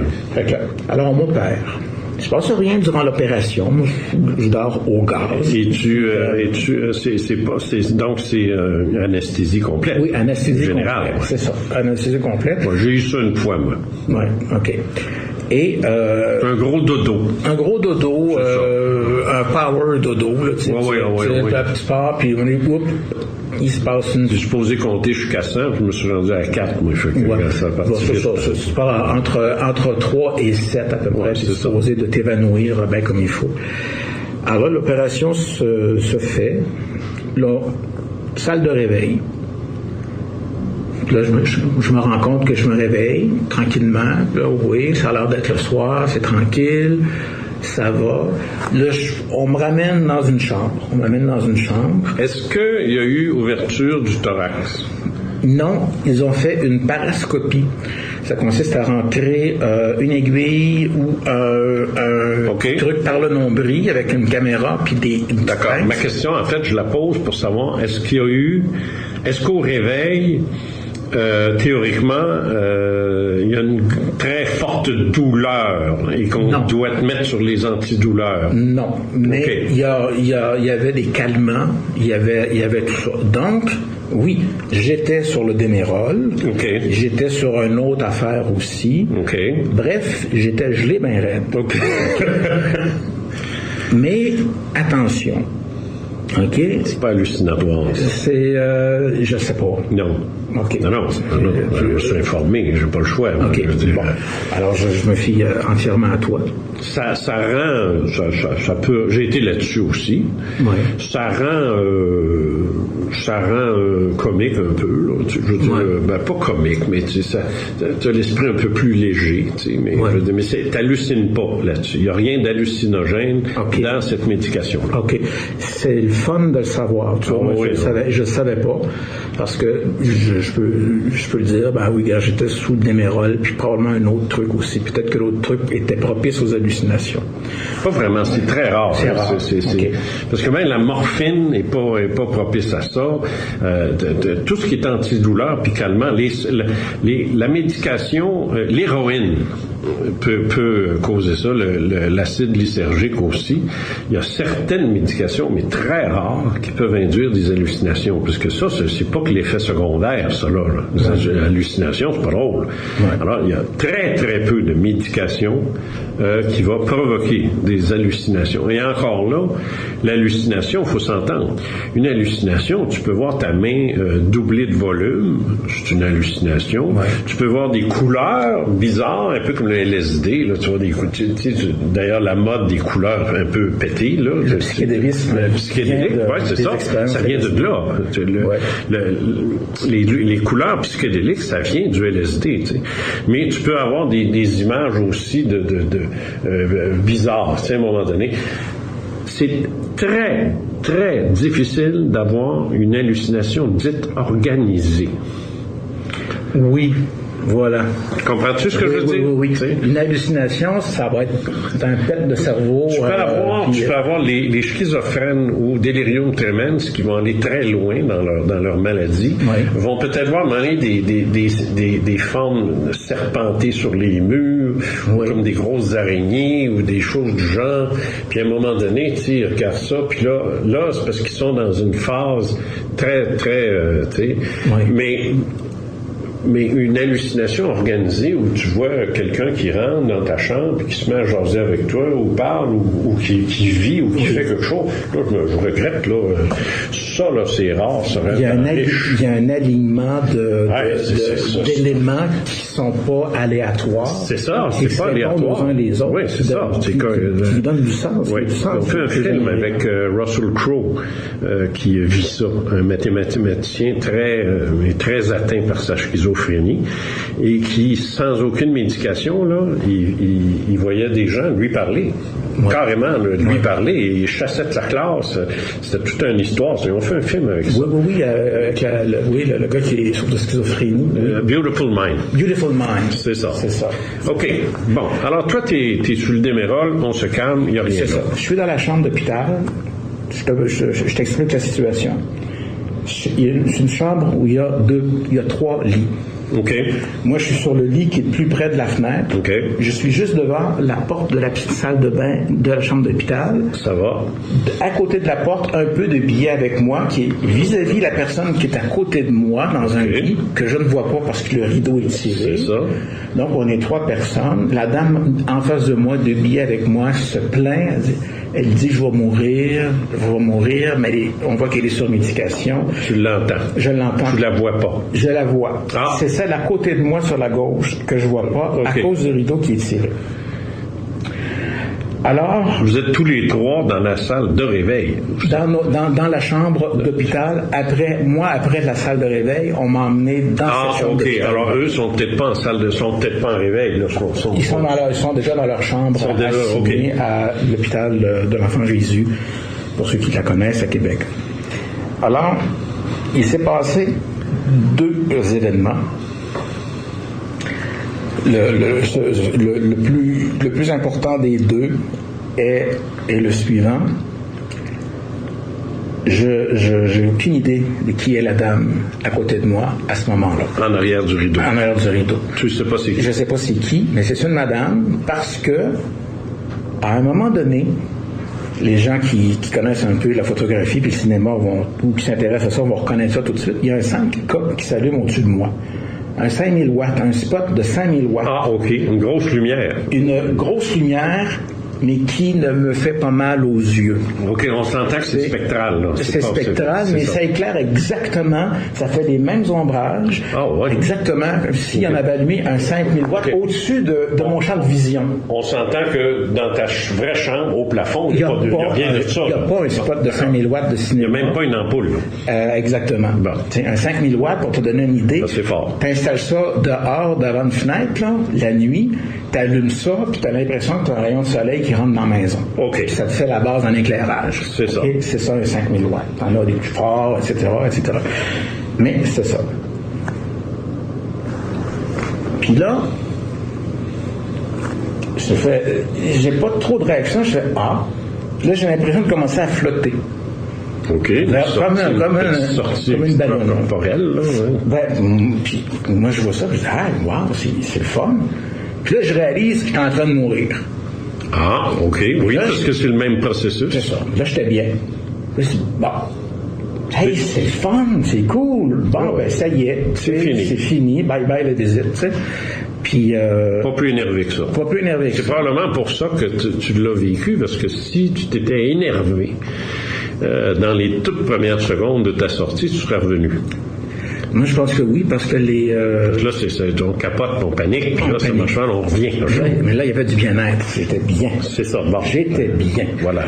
Puis là, tu sais, la fameuse histoire du tunnel... Non, c'est pas obligatoire. C'est ça s'est pas rendu jusque-là. Moi, j'étais en train de monter... c'est pas obligatoire non plus. Là. C'est ça. Moi, j'étais en train de monter tranquillement vers le spot, au-dessus de mon champ de vision. C'est ça. Et puis là, j'ai vu ma blonde. Puis là, dans ma tête, spontanément, j'ai dit une phrase. Excuse-moi, là, mais est-ce qu'elle est là physiquement? Non. Ah, okay. C'est le soir, là. Okay, le lendemain matin, là. Là, il y a une phrase qui se fait, sujet, verbe, complément. C'était l'état de notre relation. Où est-ce que vous en étiez? Exactement. Je me souviens plus des phrases. Je me souviens que c'était tellement bien choisi au niveau du vocabulaire, c'était tellement spontané que c'était comme OK, là, c'est moi qui le dis, mais c'est comme c'était puissant, là. Okay. Il y avait quelque chose d'extrêmement intense et de signifiant là-dedans, avec le sous-entendu jusqu'à maintenant. On s'est rendu là cette fois-ci. Ça m'a frappé. J'ai vu une image de la petite, parce que mon ex-conjointe a une petite fille. Ah, OK. Là, j'ai vu une image de la petite qui était grosse face souriante, la bouche ouverte. Oui. Tu sais, quand un enfant de 4 ans qui a le sourire d'en face, qui crie d'en face. C'est ça. Mais c'était comme une photo, c'était figé. Puis là, c'était de l'amour. Tu comprends-tu? Il y a eu une image de ma mère. C'était juste blanc. C'était une lumière. C'était blanc. C'était faible. C'était faible. Puis là, je lui disais, je me souviens très bien. Le spot est toujours là. Le spot est toujours là. Mais moi, je suis rendu à faire mes adieux aux personnes. Oui, c'est un bilan de vie, là. C'est comme un petit bilan de vie, là. C'est ça. Puis là, j'ai dit, maman, je pars là, tu vas venir me rejoindre. Ça, je me souviens, ça tournait autour de ça, comme la petite... T'es vraiment convaincu que c'était fini, là. Oui. Puis là, à un moment donné, c'était comme si j'étais essoufflé. Ou comme quand tu sais, quand tu veux lâcher un pet et que ça sort pas. La même maudite affaire. Là, ça a comme bloqué. J'étais plus capable d'exprimer quoi que ce soit. Puis là, ce que je vois, c'était comme un bonhomme en pain d'épices gris, sur fond gris. Puis là, je dis, voyons, qu'est-ce qui se passe, là? Tout ça est arrêté. Là, je suis plus... Le spot est plus là. Là, je suis là. T'es revenu dans ton corps? Oui, je suis revenu dans mon corps. As-tu ressenti la lourdeur? Non, pas vraiment, parce que comme je te dis, j'étais gelé comme une balle. Ah, OK, oui. Fait que tout ça s'explique, hein, je veux dire, la médication, puis tout ça, mais tu me dis qu'il n'y a pas d'hallucination. Non, t'hallucines pas. Mais le la médication peut te mettre dans un état qui va te rendre conscient de ce que tu vis, because c'est juste en alpha qu'on vit ces choses. On vient toujours dans un état second. Et ça, le Démérol peut faire ça. Oui, c'est comme les chamans en Amérique du Sud. Oui, mais c'est la même affaire. Ils respirent des champignons, du péyole, puis du... C'est ça, dans une caverne, puis là, tu passes... Ayayuska, en tout cas, une sorte de nom. Puis du dentura aussi, le dentura. Là. Alors, il y a toutes sortes de plantes médicinales qui peuvent te mettre dans un état qui va te permettre de vivre une expérience métaphysique ou paranormale tout en étant conscient et tout en souvenir. Parce que c'est ça le point. Et c'est le cœur de ça, comme je l'explique dans mon livre, c'est la zone alpha. C'est là que ça se passe. Puis il se passe pas grand-chose dans le bêta. Continue. Fait que je suis là, j'étais encore gelé comme une balle par ma médication. Puis là, je suis revenu à la même place que j'étais, mais j'étais plus en train de m'élever et de flotter. J'étais dans mon corps. Et là, comme je te disais tantôt, j'étais face à la petite salle de bain, la toilette. Et là, je vois une madame âgée, un certain âge quand même, les cheveux blancs, en broussailles, coupés aux épaules. Pour les gens qui nous écoutent présentement, t'as à peu près la coupe de cheveux de la madame. OK. Mais elle n'avait plus que toi. J'aime bien l'expression en broussaille. Oui, OK, d'accord. On voit pas ici la coquetterie que tu t'es mis d'en face pour te flatter les cheveux. Oui. Alors, je vois cette madame-là dans le cadre de porte. En jaquette ou habillée ou en manteau de fourrure? Je peux plus te dire. Je pense qu'elle devait être en jaquette. Ça fait longtemps, là, puis je t'en ai parlé, puis je n'ai pas reparlé après. C'est ça. Puis l'entrevue date de 2013. C'est ça. 2012, c'est ça. 2013. Et là, tel que mon père avait 4 ans dans l'expérience, oui. cette madame-là âgée avait le swing d'une adolescente de 16 ans. Ben voyons là. Oui. Puis là... Elle n'était pas dans son corps, là. Elle souffrait plus. Là. Je sais pas. Ben non. Parce que moi, je ne sais pas encore c'est qui. OK? Ah non, c'est vrai, c'est parce que moi, je connais l'histoire. Oui, tu connais l'histoire. Cette madame-là, là, elle la regarde sur sa gauche, vers les fenêtres, vers l'extérieur. Puis là, je comprends qu'elle se dit « OK, il me voit pas, je peux y aller. » Comme si ça faisait un mauvais coup. Comme si elle allait voir son chum pour aller faire une cigarette en dessous du balcon, puis en se faisant des échanges bactériologiques buccales. Okay? Puis là, le spot revient, mais là, il n'est plus au-dessus de mon champ de vision, il est au-delà de mon champ de vision, de l'autre bord du rideau d'hôpital. Puis là, la madame, elle sort de la salle de bain, elle se donne un swing, puis là, elle part vers le spot, puis là, le spot s'éteint. Moi, je vois la lumière... À l'opposé de la fenêtre. À l'opposé de la fenêtre. Elle a plongé dans le spot. Elle a plongé dans le spot. Une traversée. Et là... C'est rare, ça, qu'on voit ça. Puis moi, le lendemain, j'ai vu où était la porte de la chambre, puis qui était à côté de moi. Fait que la madame a passé dans un spot qui était à côté de la porte. Elle s'est dit, ça y est, je suis morte, merci mon Dieu, je suis libéré, où est-ce que je vais? Oh, c'est là que je vais. Exactement. Fait que là, moi, saisi d'une stupeur normale. Qu'est-ce que c'est? Dès que c'est, qu'est-ce que c'est? Fait que là, la nuit se poursuit, il arrive autre chose. Que je ne te parle pas maintenant parce qu'on n'aura pas le temps. Je me concentre sur la madame. Le matin, on finit par m'endormir, c'est-à-dire réellement, présentement, ici, maintenant. Ben, tu dormes, c'est bien beau à visite. C'est ça. Puis là, je me réveille le matin, puis là, j'entends la madame à côté, parce que là, je vais savoir que c'est une madame qui est à côté. Elle respire avec difficulté. Puis là, à un moment donné, j'entends c'était pas un monstre, c'était le fameux, le dernier souffle. Le râlement de la mort. Pas gay, ça. C'est ça. Là, j'ai dit, peut-être que puis là, j'entendais plus rien. Puis là, il y avait toujours le rideau fermé. Puis la madame a reçu de la visite. Puis... la madame qui a râlé? Oui. Il y a une de ses nièces, je crois, elle dit, ma tante, ça va-tu? Ils n'ont pas de baby, eux autres, quand Non, je sais pas. Puis moi-même, mon expérience, j'étais plugué sur le bip-bip, puis ça s'est pas mis à crier, là. Donc, quand quelqu'un meurt, ça fait tout. Non? Non, il n'y a rien de ça qui s'est produit. Oui, non, c'est un hôpital, ça? Une tabagie? Ah, ça, je sais pas. Moi, je ne peux pas fumer, fait qu'une tabagie, je sais pas. Mais ça doit être un hôpital, oui. Excusez. Non, c'est bon. Fait que là, le matin arrive, puis là, la garde arrive, puis là, je lui raconte ce que je viens de te raconter, puis là, c'est une autre affaire. Puis là, elle me regarde avec une stupeur toute infirmière. Elle me dit, vous avez fait un voyage astral. Mais moi, je sais pas. J'ai entendu parler du voyage astral, mais moi, consciemment, je me suis pas installé. Ah, mesdames et messieurs, voici, je vais faire un voyage astral. Ça m'est jamais arrivé de sortir dans mon corps, d'aller me promener, de savoir, puis d'aller chercher le numéro de la 649, de revenir dans mon corps. Je connais pas ça. Peut-être que j'en ai fait ou que j'en fais, mais c'est juste quand que ça se passe. Je sais pas quand est-ce que ça commence, je sais pas quand est-ce que ça finit. Journée-là, tu vas retrouver ton garage. Oui, dans lequel il y a la Bentley. C'est ça. Voilà. Ah, tout est dans tout. Tout est dans tout. On y est. Bref, tu découvres que l'infirmière me dit ça. L'infirmière me dit ça.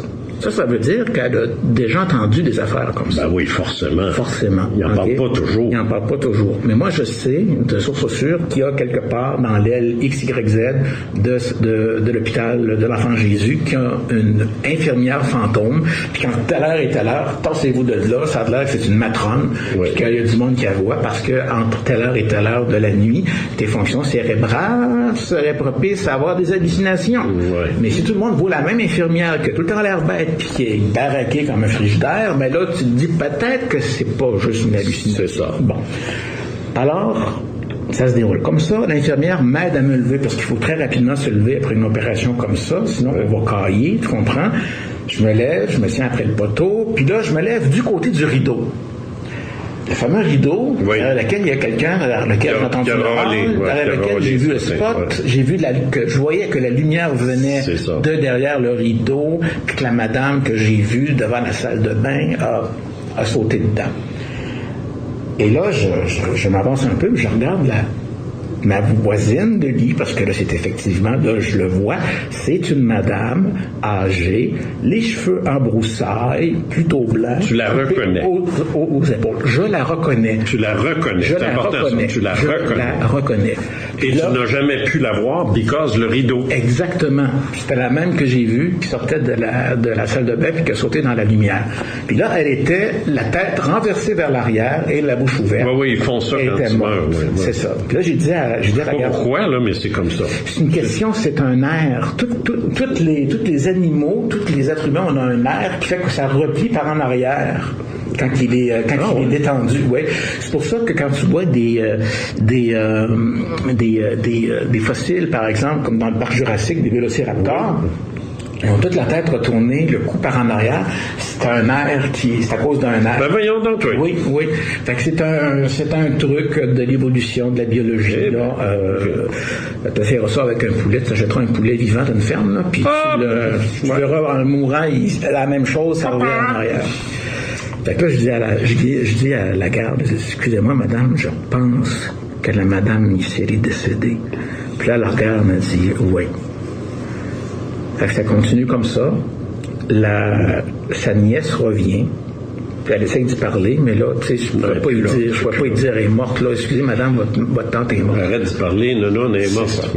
Et là, de la tabagie surviennent les deux gars qui vont mettre la dépouille de la madame sur le chariot pour la sortir. Je dis de la tabagie parce que pour eux autres, c'était... regarde, ils s'en sacraient comme dans l'an 40. C'était comme... c'est leur 20e, là. C'est ça, dans la semaine. Donc, bon, ça fait 15 ans, 10 ans qu'ils sont là. Fait qu'ils ils parlent de leur joint d'hier, puis ils ramassent la dépouille, puis ils la mettent sur le chariot, puis ils l'ont sorti. Alors, ça a été ça. Moi, ce que je trouve extraordinaire, c'est que tu as vu la personne psychique, ce que j'appelle, moi, la forme psychique du corps, sortir, s'amuser à se dire c'est fini. En 2 secondes. Puis là, c'est par là que je vais, c'est là qu'est la direction, c'est vers là que je m'en vais. Ça, c'est pas quelqu'un qui a envie de errer à ses funérailles puis à gosser à gauche puis à droite. Je fous le camp, je retourne à la maison, je retourne chez moi. Elle a pris le bord de la porte d'entrée, sauf qu'elle est morte le lendemain.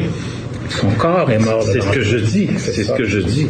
Donc, ça prouve ce que j'ai toujours dit, que l'esprit, dans la conscience et l'esprit, dans un corps en train de crever, dans le coma, et que l'esprit sait très bien que c'est fini, parce que c'est écrit quelque part, c'est ça le fait dire, regarde, c'est fini, je reviens pas de là. Non, bon, regarde, bye. Ouais, comme le régisseur qui est en train de... Demande-toi, est-ce que, en tant qu'esprit, c'est quoi l'intérêt que tu as d'être dans un corps qui est sur le point de mourir, là, puis il n'y a plus rien à faire, là. Tu sais, c'est fini. Cet exercice-là est terminé. Alors, tu le mets de côté, Tu sais, je veux dire, on abandonne nos voitures, elles sont pas toujours finies, hein, mais on sait que c'est fini. C'est ça. C'est fini avec la voiture. Elle est peut-être encore bonne pour quelques heures, tu sais, comme le corps en question. Finalement, il a poussé son dernier râle. Ça fait longtemps qu'elle y était plus. Tu l'as vu partir. C'est extraordinaire, ça, vivre ça. Ça revient comme on boucle sur le début de l'entretien avec l'impression que j'avais que c'est mon père qui me montrait dans sa chambre d'hôpital, il était dans le coma, qui me permettait de sentir un petit peu l'air du temps de ce qui allait m'arriver plus tard en me disant, ça voulait dire ça, continue. Il va t'arriver, tu vas faire ta vie. C'est ça. Parce qu'à un moment-là, j'étais dans une vie plutôt... puis là, j'ai eu une vie très active par la suite, puis c'est ça. Bruno Lefebvre, merci infiniment. C'est moi qui te remercie. J'ai adoré ça. Tu es un invité exceptionnel. Et puis, super. Tu es une des... pas juste toi, les autres invités aussi, soyons honnêtes, mais tu es une des raisons pour lesquelles je fais cette émission-là. Puis, tu vois, j'ai tellement eu de plaisir, puis je me suis tellement ouvert, puis tu sais, tout ce que je suis prêt à faire, Jean, pour avoir des dédicaces de tes livres. C'est pour ça que j'ai ouvert la machine comme ça, puis j'ai apporté les livres. Oui, je sais, n'est pas une demi-heure. Merci infiniment. Bonjour tout le monde. C'était Les Faits maudits.